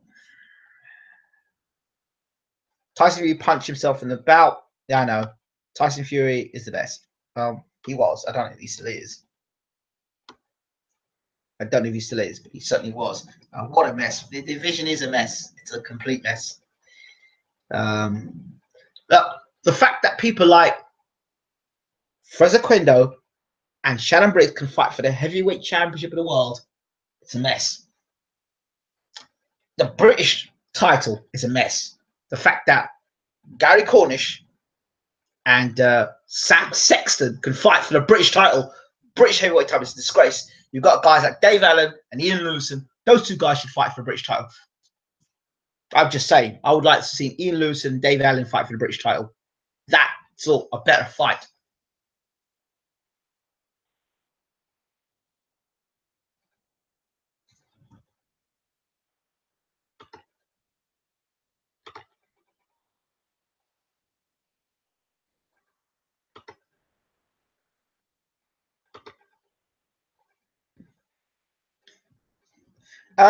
Who do you think comes back? Who thinks Klitschko can come back and reign for another 3 years, Ingram? I don't know about Klitschko come back and reign for another 3 years. I do think Klitschko can beat Joshua, because I think he's better all round, better jab, better footwork, better proven power, better ring IQ, better defense, more experience. Joshua's got youth, enthusiasm, and fearlessness on his side. That's it. Where has Shannon Briggs gone? Surprised he was at the media workout or press conferences. He's got a fight coming, hasn't he? Who's the mandatory for AJ and Klitschko winner? Either Ortiz or Pulev. I don't think Wilder has it. It's Ortiz and Pulev. Neil Funk. Briggs has scheduled fight versus Contender. Yeah, I agree. Yeah. So I'd like to see where Mr. David Haye gets himself into the mix. Pulev or Ortiz are great opponents for the winner. I don't think Ortiz will fight David Haye. I think David Haye may go down the Joseph Parker route. But who knows? Yeah, I think while I'm here, I might as well get the Danny Garcia, Keith Thurman thing. My thoughts. Look, as you know, Bayloric TV followed Keith Thurman way back. On this channel, we've got. In this channel, we used to. Well, when I was in the Caribbean, myself and Keith spoke a lot. He used to ring my house, and we used to do interviews together. A lot of the interviews you'll see of Keith Thurman on this channel. Keith Thurman would often speak to me, talk. This is before the injury to his shoulder. And I like Keith. I've had a lot of time for Keith Thurman. He's a good fighter. And he's a guy that actually is daring to be great. And he's actually proving it by walking it and fighting the fighters out there. I've said it before, and I'll say it again, and I'll keep on saying it. Last time Keith Thurman got a knockout win was against Julio Diaz. Okay? We saw him fight against... no, actually, was it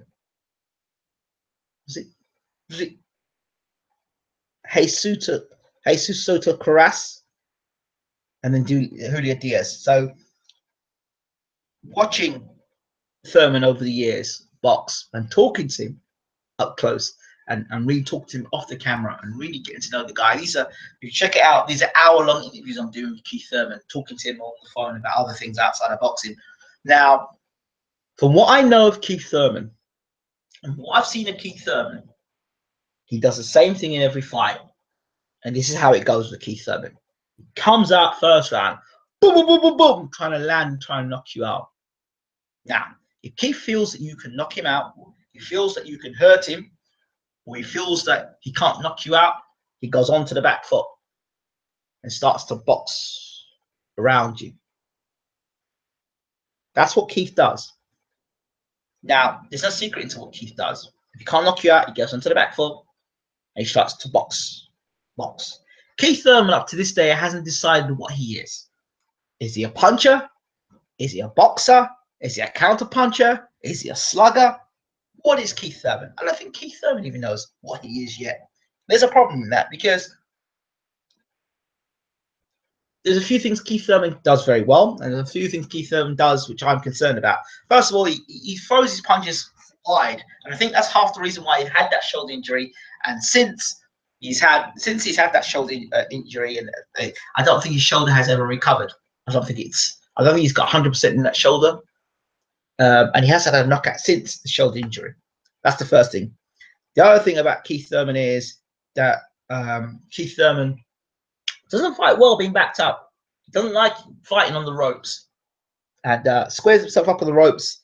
He doesn't like being backed up on the ropes. The Porter fight, you got to think Porter is a guy that just rushes in. He just chucks punches all over the place. Porter, not much of a thinking fighter. Porter just rushes straight forward, straight lines.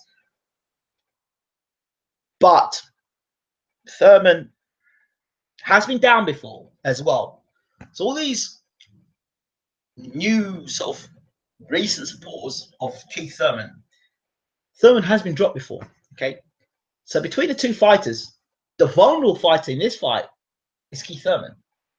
not Danny Garcia. Garcia hasn't been down in his career. He's not been knocked down in his career, or remotely come close to being knocked out. Okay, that's against Lucas Matisse, against Eric Morales. Punches. Garcia didn't move anywhere. Yeah, Thurman's been down in a few of his fights. I think before the Carlos Quintana fight, he got knocked down. I don't think those fights are not on YouTube. He has been knocked down. He has been down in his career. Trust me, he's been down in his career. And if you go back, if you go on the channel and you go to the playlist that says boxing news and interviews, go there and you'll go down and list the playlist. You'll see them. We've got it when we first introduced Keith Thurman. I said to Keith, you know, Keith, a lot of people look at you and they say David Haye. It's interesting that Keith Thurman and David Haye are fighting on the same night.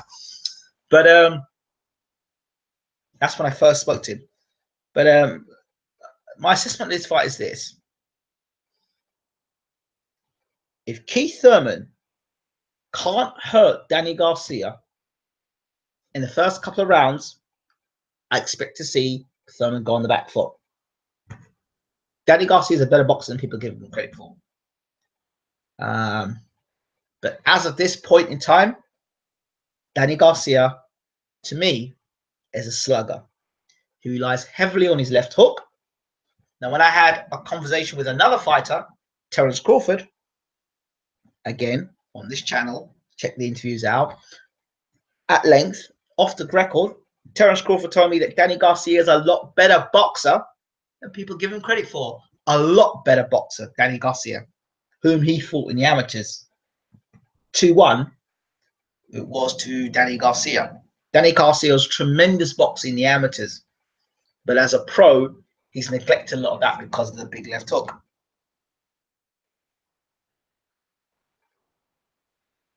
Now, in my opinion, I don't know, I think that if there's going to be a knockout in this fight, look to get Danny Garcia to cause that knockout. Because out of the two fighters, in terms of vulnerability, and people have been down, Thurman's the guy that's been down, not Garcia. Thurman hasn't proven at top level he's knocked anybody out. Who's Thurman knocked out at top level in the welterweight division? You start scratching your head and looking at this record and say, okay, he's knocked guys down. Who's he knocked out? Who has he actually knocked out at world level? Broner, who is clearly a blown up lightweight who's moved up to welterweight, knocked Porter down. Thurman couldn't do that. Luis Collazo was dropped on numerous occasions by Amir Khan. Thurman couldn't do that. Now,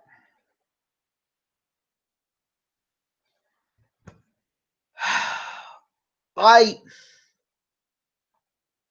actually back Garcia in this one.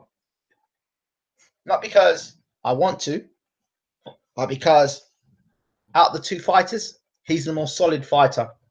He's the guy that kind of knows what he's doing. He's the guy that backs his left hook. He's the guy who's knocking guys out of welterweight. You could say, well, he's not nobody out at welterweight yet, but he seems to carry power at welterweight. He's the guy who seems the more sturdier. And he's the guy I think that's fought the better opposition.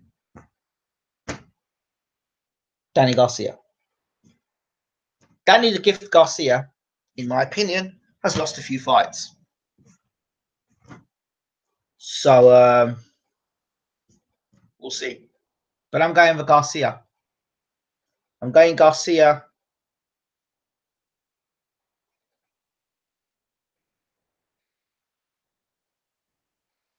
Mid to late stoppage. Yeah, I'm going with Garcia to stop Thurman. Like Thurman, but I think between the two of them, Garcia is the more steady. And the punch I don't like about the punch I'm worried about the most about Keith Thurman is not the left hook, it's actually Garcia's overhand right. Can you see a draw happening? Yeah, on the Al Heyman card, I can see that. A draw. I can see that, so they can fight again and make more money off him. But I'm leaning towards Garcia for this one. Sorry, Keith, but I'm leaning towards Garcia. I think Garcia is the more solid fighter. I think Garcia kind of knows what he's doing in the ring. I'm not saying that Keith doesn't, but Keith, you can call him Keith if you want, K-E-E or K-E-E-F-F. Keith Thurman has sometime Thurman, or one time Thurman, or or we call it once upon a time Thurman. You know, has Thurman become a diva? That quite to be questioned as well about Keith. I remember when he was fighting regularly, there's no way you'd see.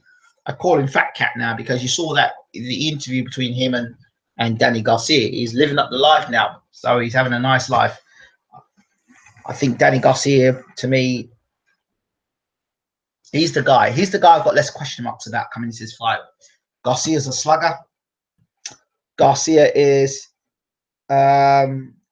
carries power. He's got a good left hook. Garcia's got a great chin. Garcia, I think, got a better resume. Thurman's chin is questionable, has been down in fights.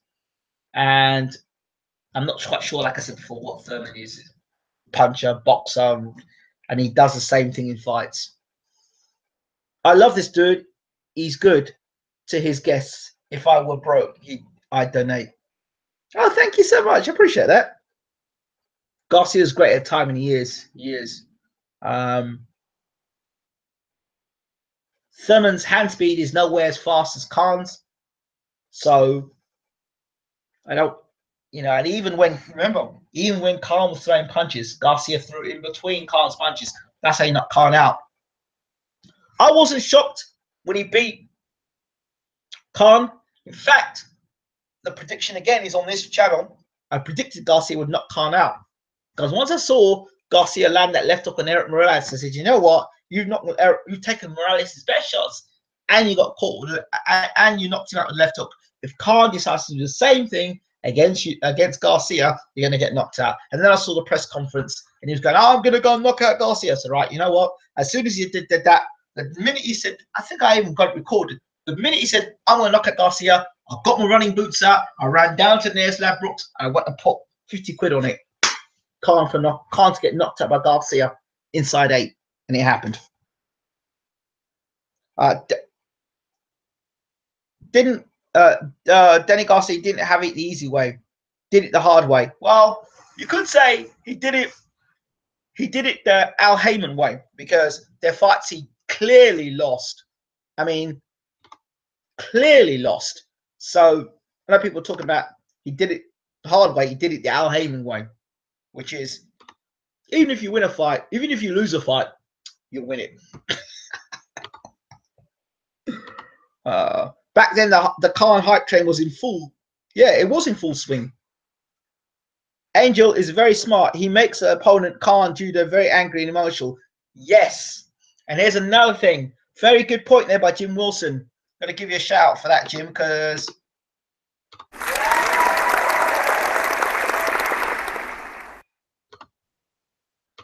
I'll tell you another thing. Keith Thurman psychologically has been messed up by Angel Garcia.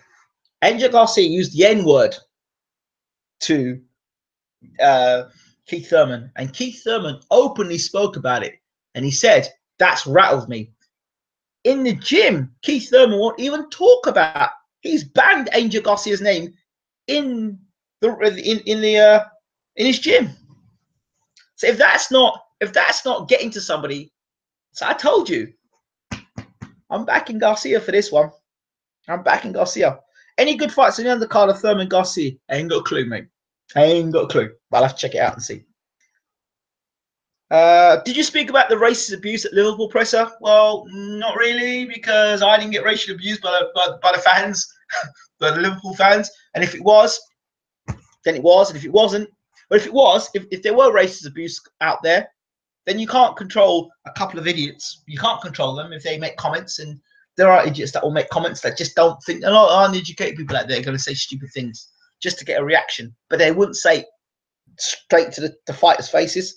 They'll say people are saying those things because they're in a group with their mates. So Angel knows how to prey on a boxer's ego. That said, I see a split decision or majority decision either way. I hope Thurman wins though. I do see Thurman as a vulnerable fighter. He's a very vulnerable fighter, very vulnerable.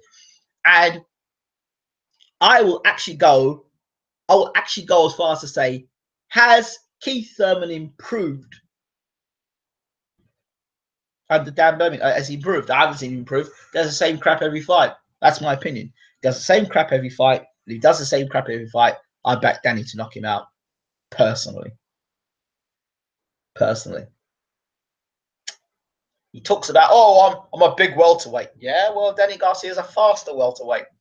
And he's faced the fastest welterweights out there. And big punches. Zab Judah. Khan, fast. 100 on Garcia for the knockout over Thurman. Wins you 500. Really? Is it me or does Thurman look tight for the weight? He looks big in the suit in that face-off. That's my point. And I can tell you now, for the Collazo fight, Thurman wasn't as dedicated as he should have been. That's as much as I can tell you. That's as much as I can tell you about that. He wasn't as dedicated as he should have been. So that body shot you saw him double over by was because he didn't do the weight the way he should have done. If he gets doubled over by Garcia left up to the body, that's because, you know, he's worked hard, but Garcia's a puncher. Why did Garcia pay Pistol step-aside money? I don't know. Maybe you can answer that question for me, Adam. All I know is that Garcia's fighting Thurman Saturday night. I don't know about no Apostle. Apostle's no good fighter. Angel says that he heard Thurman smoking and drinking too. Boxers shouldn't be doing that. Garcia's more disciplined. Yeah, I agree with you there. Yeah, he probably was. He probably is.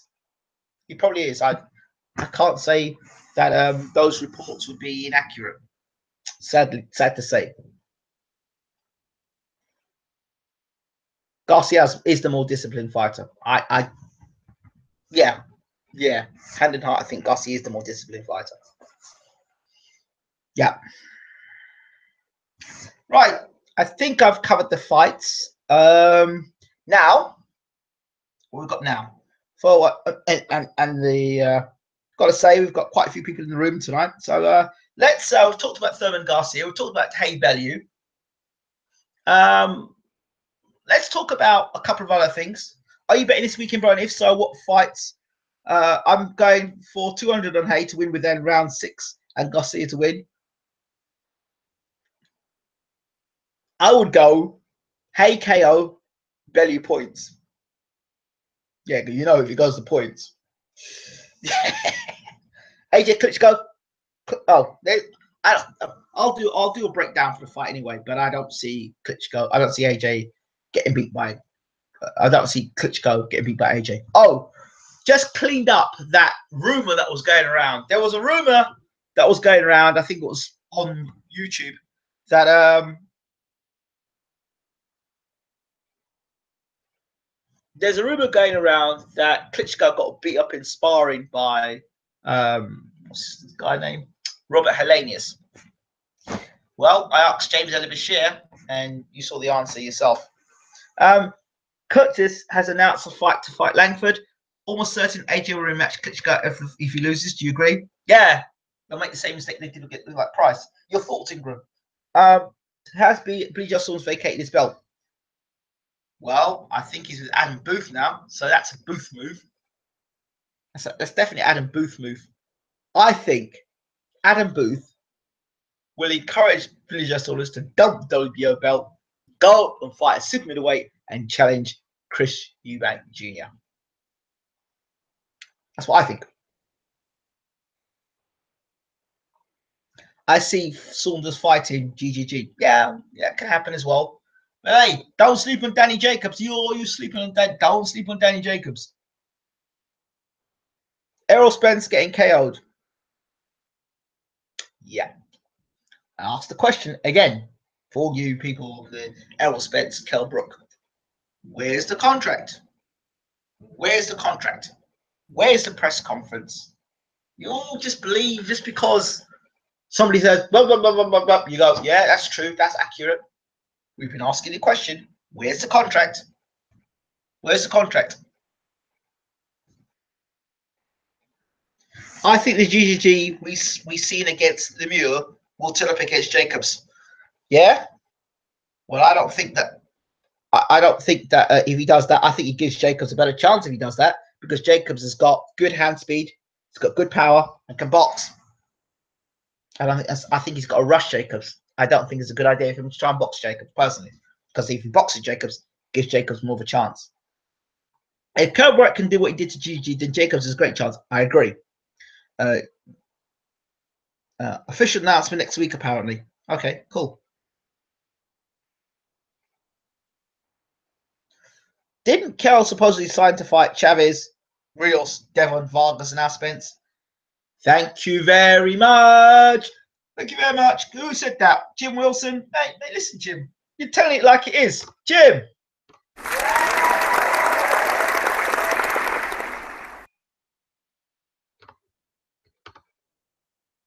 Brook signs to fight all these fighters. You notice they never fight. The GGG fight was different. The hair fight.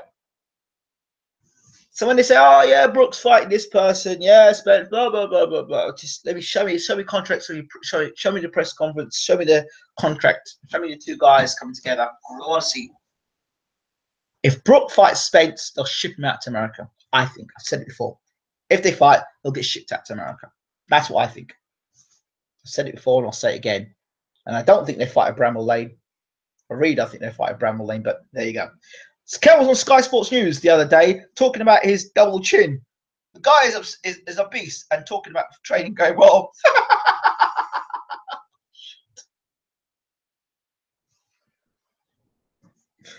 Oh boy, you guys are informed tonight. All right.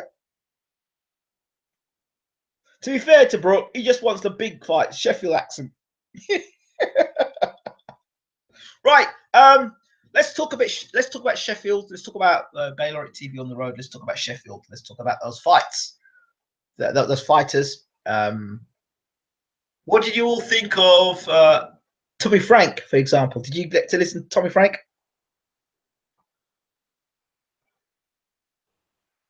Watch Eddie Hearn take Ingram's advice and see Brook fight Jarrett. Listen to me. I've said it on camera. I'm the first to say it. I'll say it again.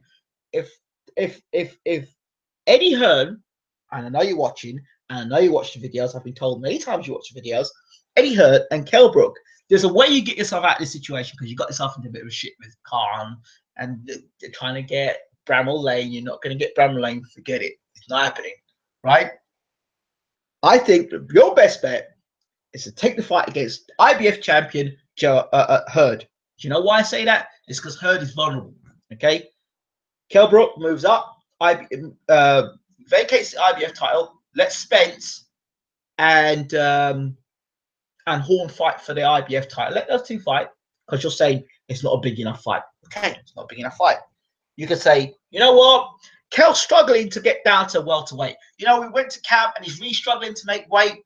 And, you know, as much as the fan wants to see Kell Brook fight Errol Spence, you know, we realised that Kell can't make welterweight no more. The middleweight, he can't make that no more. And, you know, we saw what happened when Roy Jones came down from a weight division that came down. Kell's struggling. We want him to be the best Kell Brook possible. So then we know we're going to take him to fight for the IBF title against Jarrett Heard. It's a great fight. Kell goes to America, fights Jarrett Heard, becomes two-weight world champion, IBF belt. And didn't you guys say that Canelo was the fight you wanted? So go on. Be great. Be a two-weight world champion. Do the good thing. Be a two-weight world champion. And not only be a two-weight world champion, then fight Canelo. Because after Canelo fights Chavez and hopefully beat Chavez at Canelo weight, then you've got the big fight. Brook versus Canelo. Hey, getting to be great. You've just beat another world champion and an IBF champion. And then you're going to go afterwards and go and fight Canelo. And Jarrett Heard is tailor-made. It was tailor-made for my good friend and brother, Tony Harrison, but Tony Harrison ran out of steam. Kell Brook's got what it takes to beat Jarrett Hurd. He's got that straight right hand, nice reflexes. Brook could, light middleweight would be nice, and he'd beat Jarrett Hurd. He'd beat Jarrett Hurd. I really think he would.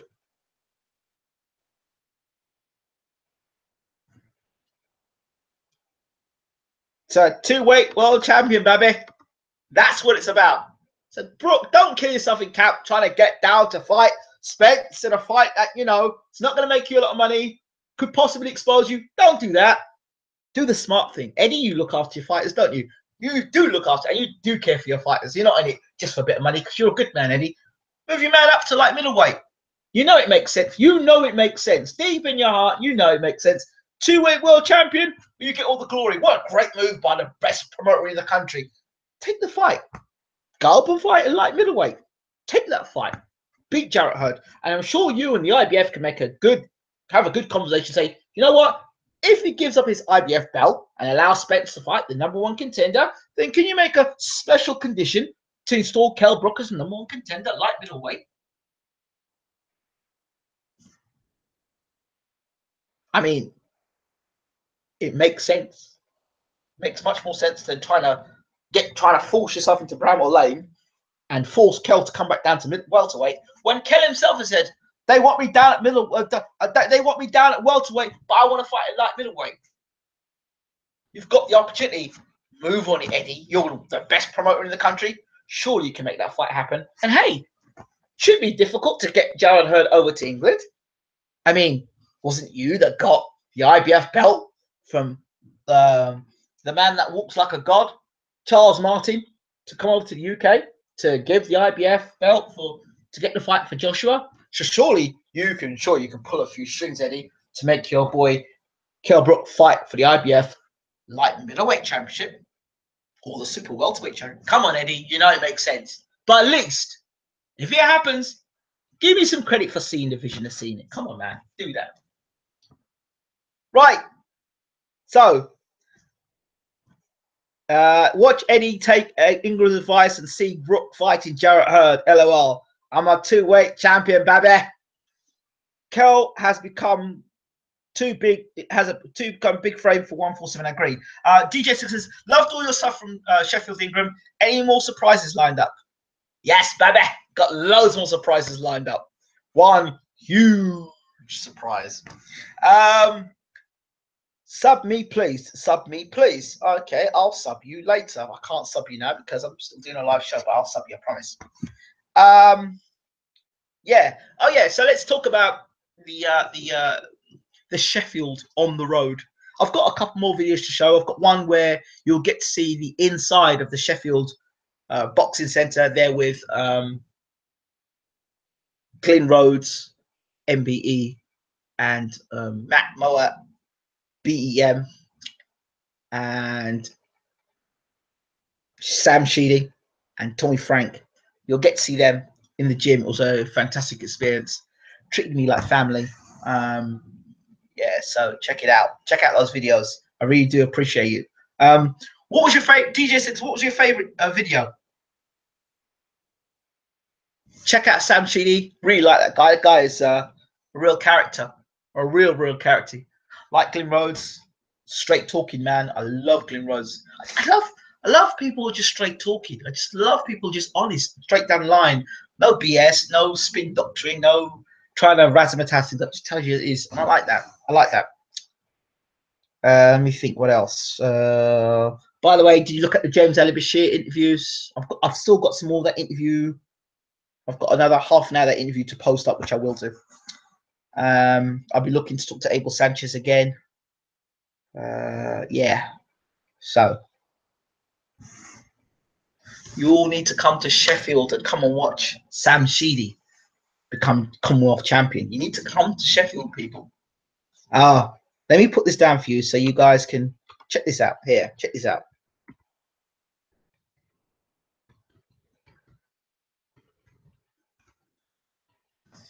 Just put it. I hope that link's been posted. Oh, fantastic.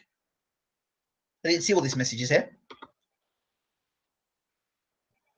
Kell Brook should take his chocolate brownies worldwide. Baby. Brook would beat Hurd, but will have the same nonsense defenses on the scale of Jojo Dan. No. See, if he wins the IBF title, he has to make a defense straight away against Canelo. That's what I think. Maybe Hearn and Al Heyman both want Brook and Spence to avoid each other. Heyman sacrifices Hurd for Brook, then gets Spence an easy vacant belt. Thoughts, Ingram? Yeah, I can see it happening. Kell Brook, I'm a two-weight champion, baby. It's fishy. The IBF title was vacated by Charlo, and Hurd Harrison fought so quick for it. Wouldn't be surprised that Brook fights for it. I think Hurd and Heyman working together. There you go, baby. All of the lights. If Brook beats Hurd, watch him fight Carson Jones the trilogy, then watch him fight O'Hara Davis and moves up. Evening, Charlie Cutting. Good to see Howell versus Allen was on. Howell versus Allen was on Hobson show. What? You're David Howell versus David Allen's gonna happen? You're serious? Are you serious that fight's gonna happen? Can somebody confirm David Howell is gonna fight David Allen?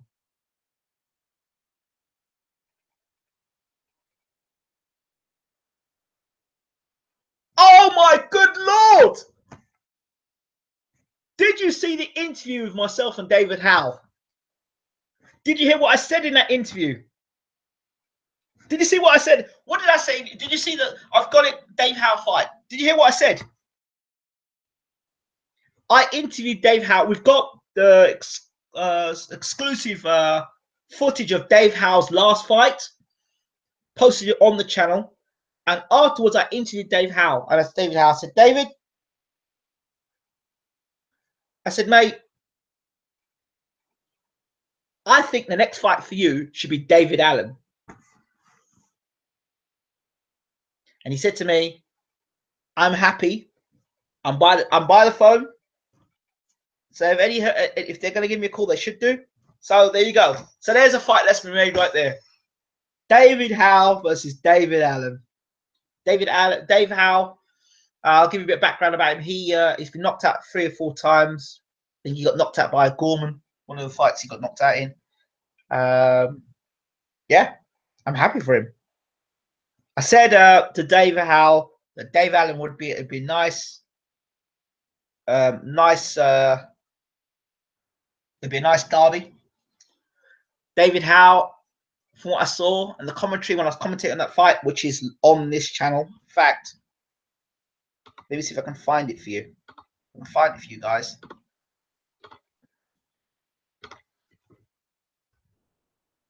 So you guys can watch it afterwards. Let me find it for you quickly, and then I'll post it on here, the link for you.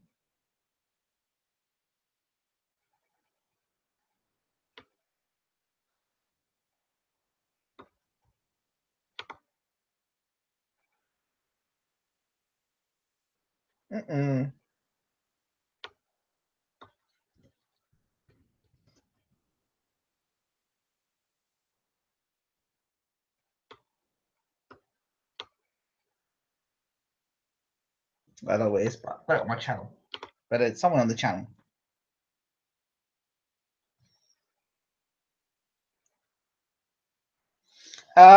It's a step up for Allen. Decent matchup. Tough fight for David. What's the agenda on Hearn Warren pushing women's boxing laws and bigger than boxing? I don't know. Oh, breakdown for the fight. Breakdown for the fight. Okay, I watched Dave Howell live box. Let's be quite frank. Dave Howell will take this fight. If you look at the interview, Dave Howell's made it very honest and very open. He said, look, boxing is not my priority. My priority is to work, full-time work. I get a bit of time off to box. I'm a 4-round, 6-round fighter. That's Dave Howell. Dave Howell thinks if he had a full training camp, he would be a much better fighter, and I would agree with him. Dave Howell has a good left jab. I don't know how much. I don't think he's a big puncher, to be fair. But he's just come off Had some issues here, some surgery in his lungs, his chest, so he isn't great breathing. So he didn't put a lot out in that fight. He kept saying in the interview that he had some problems with his chest. And so I'd like to see, I think Howell's going to have to use the jab and keep Dave Allen on the outside of the jab. I can see Dave Allen walking. I don't think Howell's got the power to stop Allen. I don't think Howell's got the power to hurt Allen. I think he'll annoy him with the left jab. If what Howell's got to do is pop the jab in Allen's face, pop the jab in his face, keep the jab in his face, and tie Allen up, and let the fight go 3-4 rounds, dishearten Allen, use the jab in his face, flicking the jab in his face, and not allow Allen, because Allen's going to be coming off, confidence, knocking the guy out in the first round. He's going to be wanting to rebuild his career, wanting to impress. Pressure's all on him to look good in front of his Sky bosses now. So Allen has got momentum inside. But then, Howell's fought the other day. The jab's the key for Howell. He's got to use the jab. He's got to keep Allen at the end of the jab. I can see Allen trying to get in there and sling the overhand right over the top. I think Howell is a little bit more cute than that. I like the little moves he made against Mazarek. He was able to, when he was in the corners, cute things, spin, turn his fight around in the corner. So I like that. Based on a guy that's full-time in boxing and a guy that's part-time in boxing, the guy who's full-time in boxing should win. David Howe is trained by Ryan Rhodes. It's a big opportunity for David Howe to turn his career around. David Howe, no disrespect, is not dedicated to boxing in the way that Dave Allen is. So I expect Dave Allen to win this fight by knockout, slinging an overhand right over the top. But if Dave Allen wants to win this fight, use exactly what he did the last fight: jab, jab, jab, jab, jab. When the rider gets close, tie him up, push him off, keep the jab in his face, keep the jab in his face, and let Allen go 3-4 rounds. See what his work rate is like. Keep the jab in his face all the time. Jab, jab, jab, jab, jab, jab, jab, jab. Don't get involved in the brawl. And you see one thing: Howe can box the instructions. So it's just David's got to get inside of Howe, and it's just a matter of Howe can keep him on the outside. Ingram, did you ever give your thoughts on Chavez Canelo? Chavez Canelo. Well, I think it's a good fight. Canelo weight. Does Canelo weight suit Canelo, or does Canelo weight suit Chavez? That's what I want to know. Thoughts on AJ becoming a Sky ambassador, even if he knows how to spell the word himself. We'll see. He better be ambassadors himself when Klitschko fights him. I tell you, that's all I care about. So those are my thoughts about Howe. By the way, check out the interview with myself, Dave Howe. It's on this channel. So I thought it was quite cheeky, actually, that Dave Howe and Dave Allen are now fighting, considering I did an interview about it only a few days ago. Do you think GGG will ever move up to middleweight? Yeah, he might do. After he's totally cleaned out the middleweight division. That's what I think will happen. Look at what his training is. His trainer is Abel Sanchez. And every time Gennady wins a fight, that's what, 10% or 25% that goes to his back pocket. So why does he want to put this guy in dangerous fights? So why would you make it? Does GGG Canelo ever happen? Yes. If Gennady Golovkin gets rocked or wobbled or hurt or looks really bad against Danny Jacobs, they'll make that fight in a heartbeat. If Abel had Terry Norris too, he'd done the same thing and stayed like middle. Exactly, there you go. So that's exactly what Abel can talk all he wants. Oh yeah, we'll move from this weight to that weight. Talk. Remember, Abel's a smart man. It's money coming in the pocket. So they'll hype Gennady up, hyping up his best thing since Sugar Ray Robinson, and all that garbage. Keep him at middleweight. Don't move up to middleweight and just see him beating all people up at middleweight. They'll drag people down from super middleweight or drag people up from light middleweight, but no way he's in even super middleweight. Not yet, no. Do you think Dave Jacobs has a good chance against Gennady Golovkin? Absolutely, I think he's got a good chance. Well, see, having a good chance and taking your chance are two different conversations. Look, that's a good example of having a good chance and taking. Look, I think Julio Cesar Chavez Jr. has a. I thought Julio Cesar Chavez had a good chance against Sergio Martinez. He had a good chance. He had a good chance, but he didn't take that good chance. And when he had the opportunity and he knocked Sergio Martinez down in the 12th, he didn't finish the job off. So Danny Jacobs has a good chance of beating Gennady Golovkin. He's got speed, he's got power, he's got movement. He's a good boxer.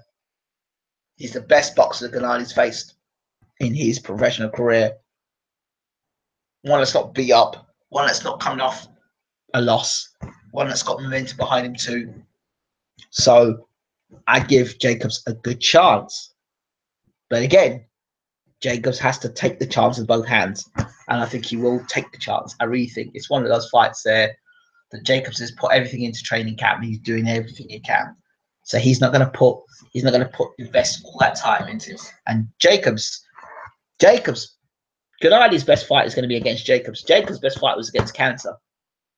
And nobody's going to sit down and tell me that Gennady Golovkin is more of a threat than cancer. Any man that can fight cancer, come back, get back in the boxing ring, and come back and win a world title.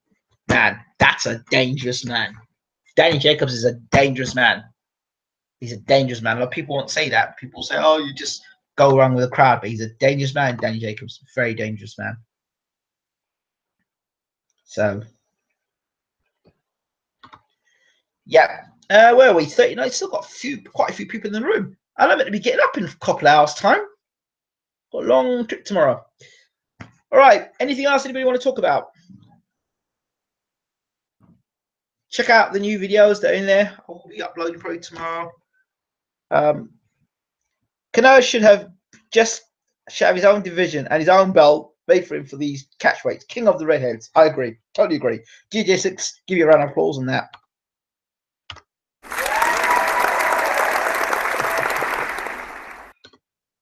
Okay. Yeah. Bayloric TV. Let's hear what you've got to say about. I said this channel has always been for the people. You notice that. Whether it was Bayloric TV, boxing channel, I couldn't stick with that because I said before, I don't just want to do boxing, as you've seen on the channel. But what would you like to see differently on Bayloric in 2017? What would you like to see different in terms of, for those of you who watch boxing and the boxing experiences, we try and bring you different experiences. We brought the experience going live from a boxing gym and talking to fighters in a boxing gym, which I think was new, it was different, and it gave you a different view of boxing. What did you think of that? So we had the live. Then we had the 15 questions of 50 questions with our boxing truther. We call him a boxing truther, which was Russell Hartley. So what do you think? Where do you think Benny goes after loses to Haye? Apparently, he's supposed to fight mandatory breeders who will badly beat him up.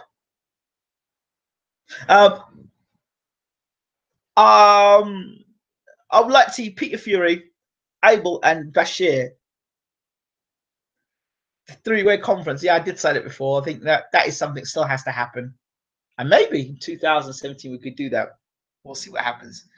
Bellew, chat shit, get banged. Okay. More Russell Hartley. Yeah, okay. We probably can get some more Russell on. Get Russell on. I think we'll get Russell. Maybe on a monthly basis we can do that with Russell. Bellew versus Usyk. Oh, I'm hearing stories that in April, Alexander Usyk's next defense of the WBO title will be against Michael Hunter. That's what I'm hearing. Michael Hunter will be fighting against Alexander Usyk for the WBO Cruiserweight Championship World. Was the Ward thing a joke for Bellew if he loses? I don't know about the Ward thing. I can't confirm that. I don't know about that.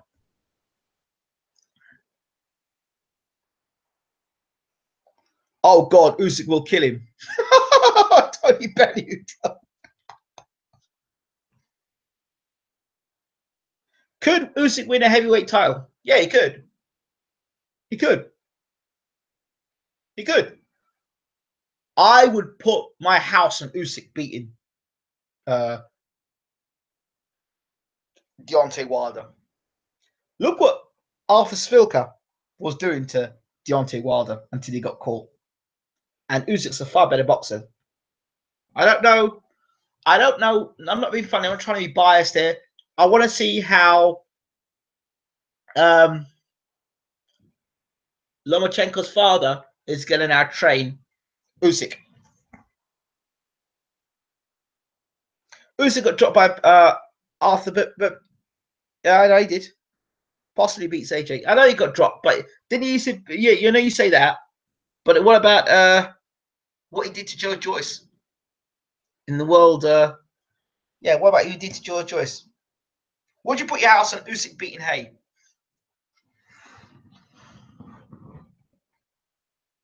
No, no, that's different. That's different. That's different because you got a guy. It's a different fight there. With Wilder, you've seen the vulnerabilities in Wilder already. You saw the Spilka fight. You saw how Spilka was able to get in, land punches, and get out. Yes, he got knocked out in the end, but I don't think Spilka is as good a boxer technically as Usyk is. What's Joe Joyce proven though? He's a heavyweight and a big heavyweight. You can't knock that. Joe Joyce is a big heavyweight. He's not a blown up heavyweight or blown up. He's a proper heavyweight. So he could have boxed Wilder and AJ, but no chance against Haye Fury. Yes, different situation. Where does Haye go next? Parker, Briggs.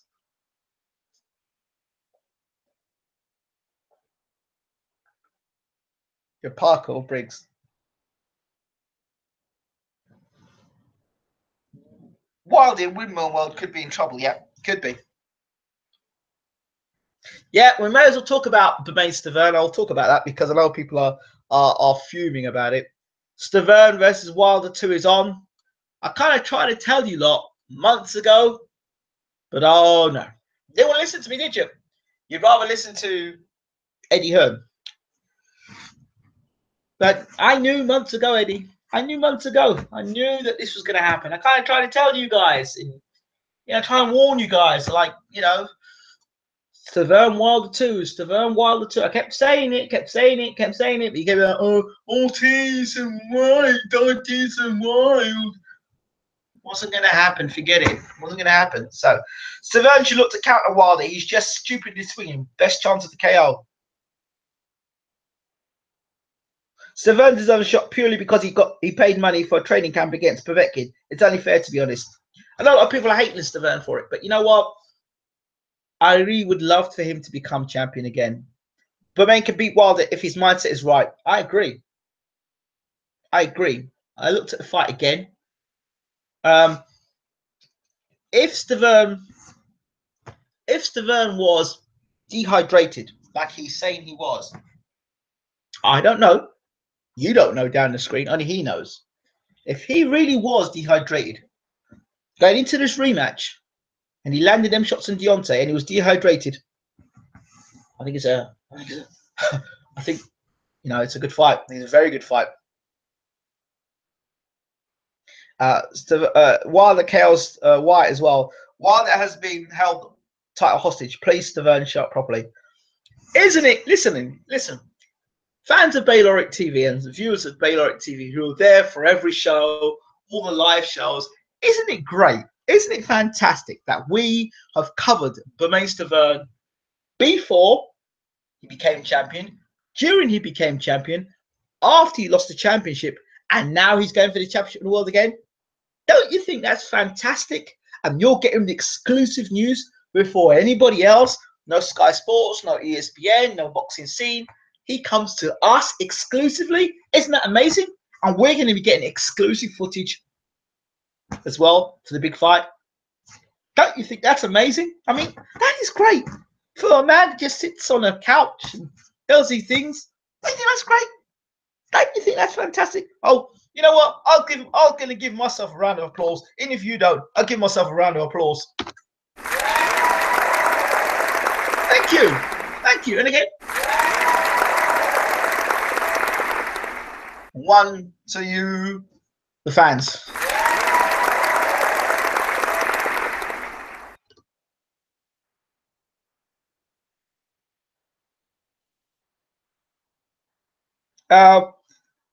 It's brilliant. We got it first. Unfiltered, not biased. No bias from TV. Big up Ingram. Yep, I'll give myself a round of applause for that again.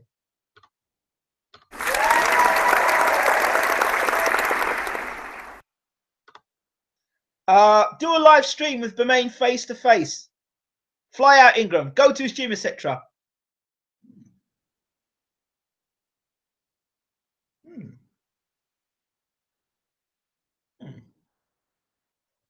I might just put that to the champ, actually.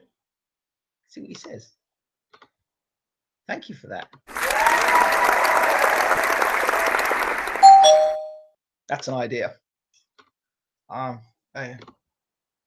You would love that, wouldn't you? You'd love that. The amount of hate I'd get for doing something like that, but you'd love it. You would love that. You also had Wilder on the channel before he came champ too. Oh yeah, of course. But he fought Audley Harrison. Remember that? And you all down there said to me, you would never talk to Deontay Wilder. You would never do an interview with him. I did.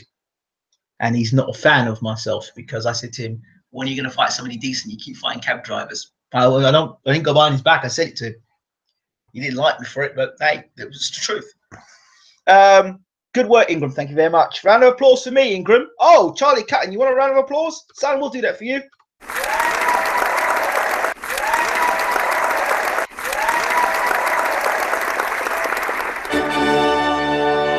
And you got that on top as well. There you go, Charlie Cutton. You can't do better than that, can you? Round prediction for Haye-Bellew.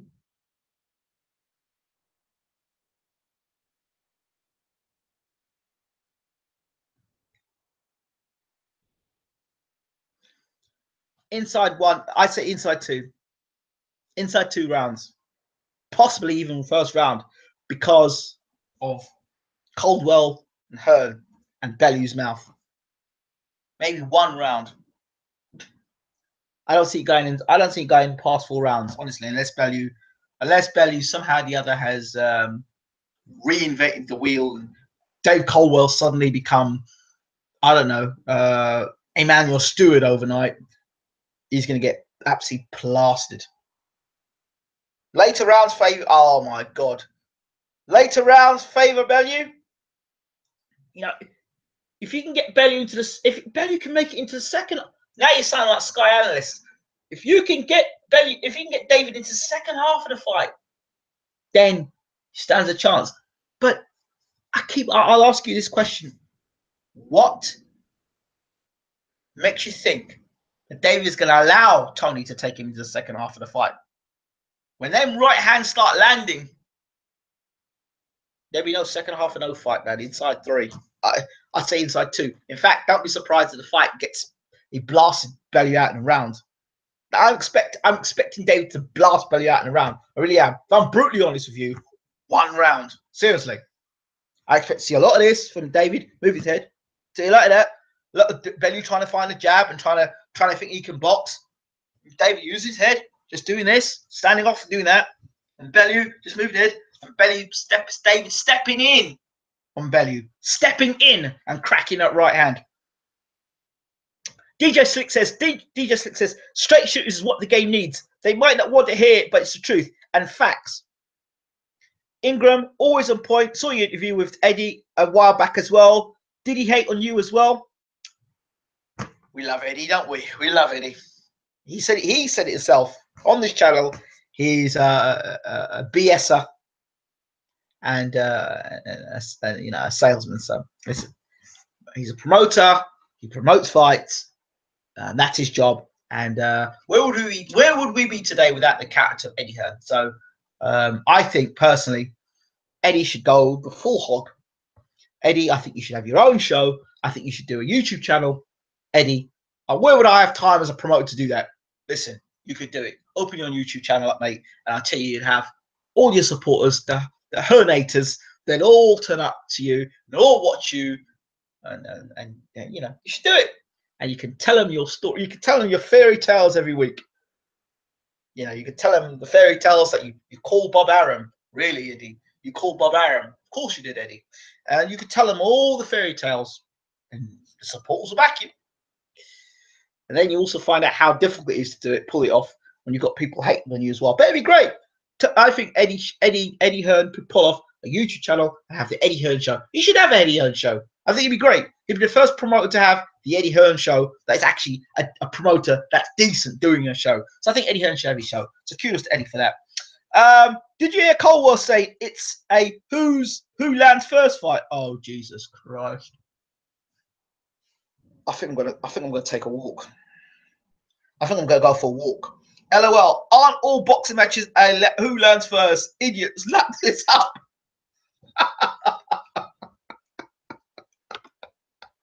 Now that really deserves the. Yeah, that was the sound. I'm sorry.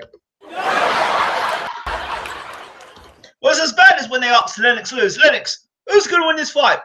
I think you got two guys in there who are they're two athletes. You never know because one guy's going to land a punch, and another guy's going to land a punch, and who knows who'll win? But you got two guys that they're going at it. Lennox, who's going to win the fight? Well, Lennox Lewis believes that you get my point. So as far as I'm concerned, I think that you know what? Actually, Eddie, I know you're watching. Why don't you do the Apples and Pears show with Eddie Hearn? YouTube channel name Apples and Pears, Eddie Hearn. You like a bit of money, you like a bit of dough. Start bringing, monetize your channel, bring some money in, as you do.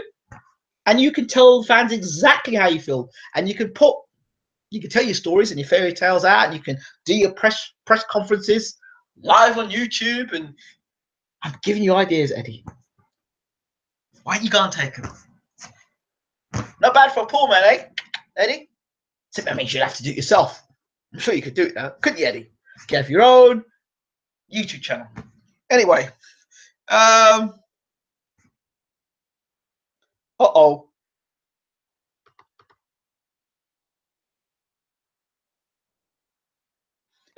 give the guys Haye-Bellew a chance of knocking out Bellew. Remember, this guy got knocked down twice by Orville McKenzie. Could Bellew get a punch in? Good point. That matters. Do you think Arnold Cobra can beat Bellew? Probably. Apples and pears, apples and pears. What I want to see, Eddie, I'm tuning in to see your face, and I'm tuning in to see what you have to say after the Haye-Bellew fight. I tell you, if Bellew wins, oh my gosh! If Bellew wins, I think if he beats Haye, he becomes pay-per-view fighter, the best heavyweight in the world. Joshua should fight Bellew.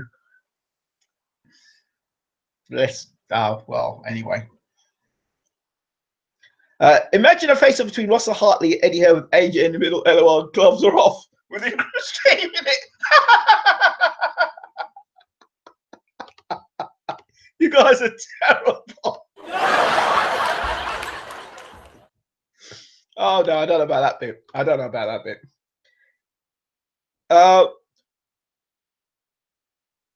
Eddie should charge pay-per-view for his Apple and Pear show. Well, I've said it before. He could do it. He could pull it off on YouTube. I tell you, he could do it on YouTube very quickly. What happened to the manager game, big man?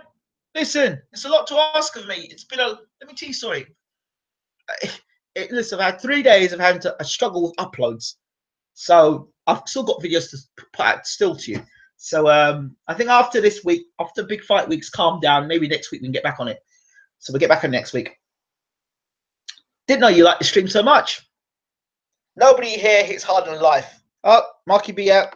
Shout out to the man in the room.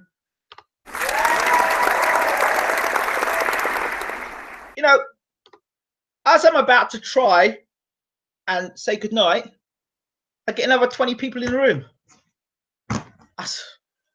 Right. Bellew versus White prediction. Bellew versus White?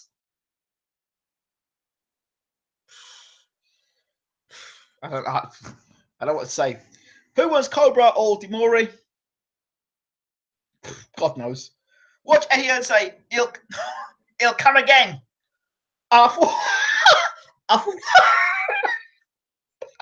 Jim Wilson says, watch Eddie Hearn say It'll come again. And I thought the scorecards were a bit wide myself. Yeah, that's good. I like that one. That's a good one.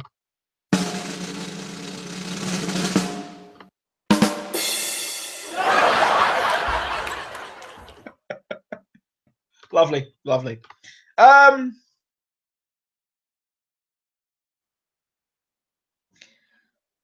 Arnold Cobra switched to Joe Gallagher for 2017. I always said Arnold the Cobra turned to Joe Calzaghe. Are you going to have another able interview leading up to the Jacobs GG fight? This is Bayloric TV. This is the man that regularly talks to Abel Sanchez, and you're asking me if we're going to do one for the GG build-up. Of course we are. Of course we are. What sort of a channel would be if we didn't do that?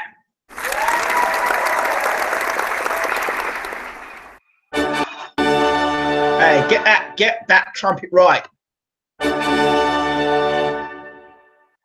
Thank you.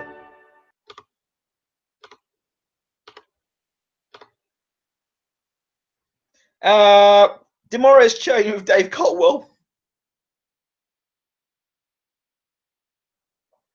Haye versus Joshua pay-per-view.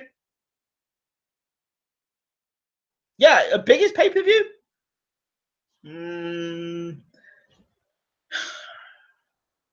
Possibly. Give us the Adam Smith intro talking up Tony Bellew. I'm not a great impersonator, but Adam Smith, let me get some of Sky Sports. Let's put on watching Sky. Here we are, Tony Bellew, a mouth-watering fight against the big puncher David Haye. Tony Bellew moving up from cruiserweight to heavyweight. Johnny, does he have that punch power? Will he be able to take a heavyweight punch, Johnny? It's a mouth-watering fight you've got here. Under Dave Caldwell, he's had a few poor performances of late, old Dave. But old Tony Bellew here, can he do it? Can he do it? Can he do it? Can he pull off a masterstroke? We don't know what David Haye's fought like in the last few years. We don't know what's anything left in the gas tank. You know, can he go after 6 rounds? I can imagine Adam Smith giving us all of that. A mouth-watering factory cut here. Now let's think about what would Jim Watt do? Jim Watt would go, "This is reckless from Tony Bellew. It's absolutely reckless from Brett. Oh, his legs are gone. His legs are gone. His legs are gone. Listen, it's reckless. It's gone. It's gone. It's gone. It's gone. Where is Tony Bellew? Where is Tony Bellew and David here? Where's David here? There's Tony Bellew." So I can imagine that happening. I think the fight. It's actually, you know, Jim Watt needs to be there. He needs to be there. Come fight like. No, I love him. I love him. Listen, his character's boxing. Adam Smith's a character in boxing. Love him or loathe him, he's a character in boxing. He's part of that jigsaw puzzle for Sky that we all tune into, we all love, we all slag off, and we all pay our money to watch pay-per-view. Don't we?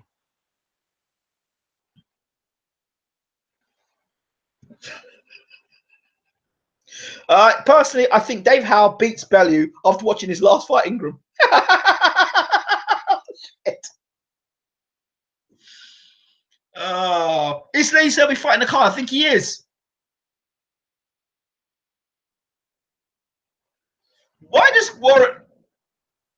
Warren call Bellew? I don't know. Ask him. Arm punches, leg punches, nose punches. As well, I think it's arm punches. It's bang on the chin. Legs have gone. What's the other one? Where's Ricky Burns? I can't understand. That's the other one I can't understand.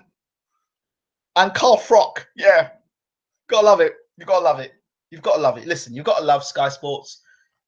You've got to love Sky Sports. You've got to love Eddie Hearn. You've got to love it all because it's all part of the theatre. It's all part of the show, all part of the pantomime. Don't take it too seriously. Enjoy it. Enjoy the pay-per-view. Bellew, he's got that look about him here. Jim Watt scorecards filled out. 1-2-0. What away for Ricky Burns. Love Jim. Yeah. He had his score pass totaled up the night before in the hotel room. God, love Jim. I love Jim. What he's? Do you know what? You're gonna destroy me for this. But I'll be honest. I'll be honest. I didn't interview with Jim Watt. Yeah, I did it with Jim Watt. What's his guy name? The guy who gave Andre Ward all he could ask for, and Joe Kazaki, and for what's his name? Sakia Bika. Sakia Bika. I interviewed Jim Watt. I did a great interview with Sakia Bika, and I had a great interview with Jim Watt. It was a 15-minute long interview with Jim Watt. Yeah, under it. Jim, sorry. Where's the jab? That's another one. But Carver's fault. We have to listen to all this nonsense from Bellew.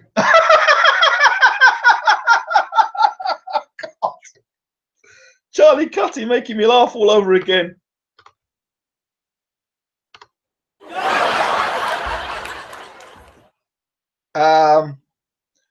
Haye was talking about AJ sending love letters to Klitschko and holding hands under the Eiffel Tower. Do you think he will call him out straight away in the ring after he wins? Yeah, you know David will. You know David says, I smashed your guy up and around, and that's what I'm going to do to Anthony Joshua as well. Let him fight Klitschko, and after Klitschko, I'll fight him. You know David is going to come up with some crap like that. This is what you all be missing, something like this. I told you, he could say, I told you, I said it to you, it was a mismatch. I told you what I was going to do to Tony Bellew. The one thing I hope, and I pray, and I pray, and I hope, and I hope, and I pray, that Tony Bellew comes out of this fight safe and well. Really, I really do. Despite all the talk and all the blah, blah, blah, blah from Tony Bellew, remember he's trying to sell a fight. He's a family man. And at the end of the day, you can sell a fight, say what you got to say, but boxing is not about trying to make people injured. And you know, he's got a life, he's got a family, he's got kids, he's a family man. Take that aside, you know what I mean, and the hype for the fight. I hope both fighters end up safely, and Tony Bellew as well. I really do, because if something ever happens to Tony Bellew, on this fight,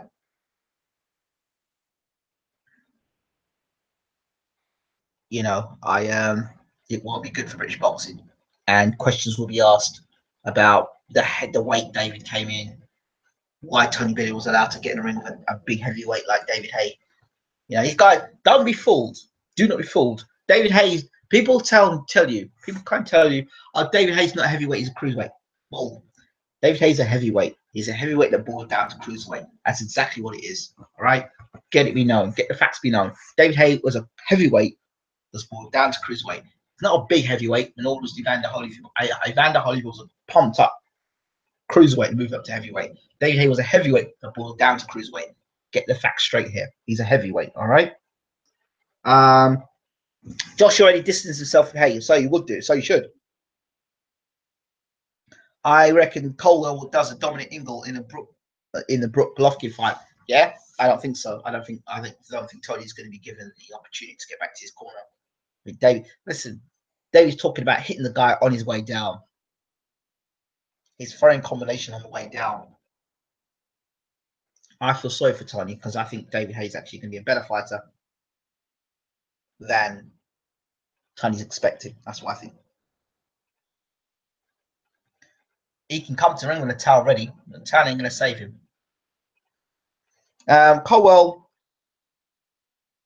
going to tell B to go for a walk. Tony got his dog collar on, and Colwell is going to guide him around the ring, holding a leash. Prime Mike Tyson versus David Haye. You having a laugh, aren't you? That fight don't go 2 rounds. Might by knockout inside 2. Firstly, how's David going to land punches on Mike? No, sorry.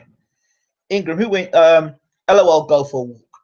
Price will be holding the towels. That right? Right. I need to close this up tonight, people. Thank you all for watching. I appreciate you all. Love and appreciate you all. I want to say to you once again, if it isn't for people like you out there that take your time to sit down and watch this channel, we appreciate you. And the support is there. Yeah, Tony better go for a good walk. Thank you all so much for supporting the channel, as always. Of course, I'll be doing a post-fight show. You know I'm going to do a post-fight show. Who knows? I might even try and get some Americans on the show as well. This is it. This has been Bayloric Worldwide Television.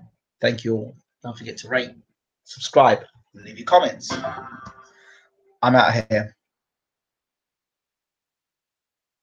After Action Show, after Garcia Show, we'll do 2 back-to-back after fight shows back-to-back. So I'll be working double the time for you guys. All right, I'm out of here. Hope you've enjoyed the show. Tell your friends, tell your family, get the video, post the links all over social media for me. Post it on your social media. Let's get more people into Bayloric. We are on the verge of 2 million views here. That would be 3.5 million views across the Bayloric universe. So that's quite good. Quite happy about that. So we're just on the verge of 2 million. 7.5 subscribers. Where are all the subscribers? We need more subscribers to our channel. Stream during the fights, Ingram. Good post-match, post-shot through. It's better that way with commentary, please. Stream the fights with commentary. I don't think I'm going to do that. Streaming live fights with commentary, no. I can't do that. But I will. Maybe I can do something where I can actually do a. I could do a radio version of it. I could do a radio version of the fight. Yeah, I could do that. What do you think? Would you guys be interested, you guys and girls out there in the world, would you be interested in me doing commentary on fights, right? After the fights, and then do a radio commentary of it afterwards? Like an audio? I'd do that rather than streaming the fights. I can't afford to have any copyright marks on my channel. Yes, you'd like that. All right, if you like it, I'm going to do it. I will do it. All right? Maybe we can start with Haye-Bellew as a commentary for it. All right, I'm out of here. This has been Bayloric Worldwide Television. Thank you all for being great supporters of the channel.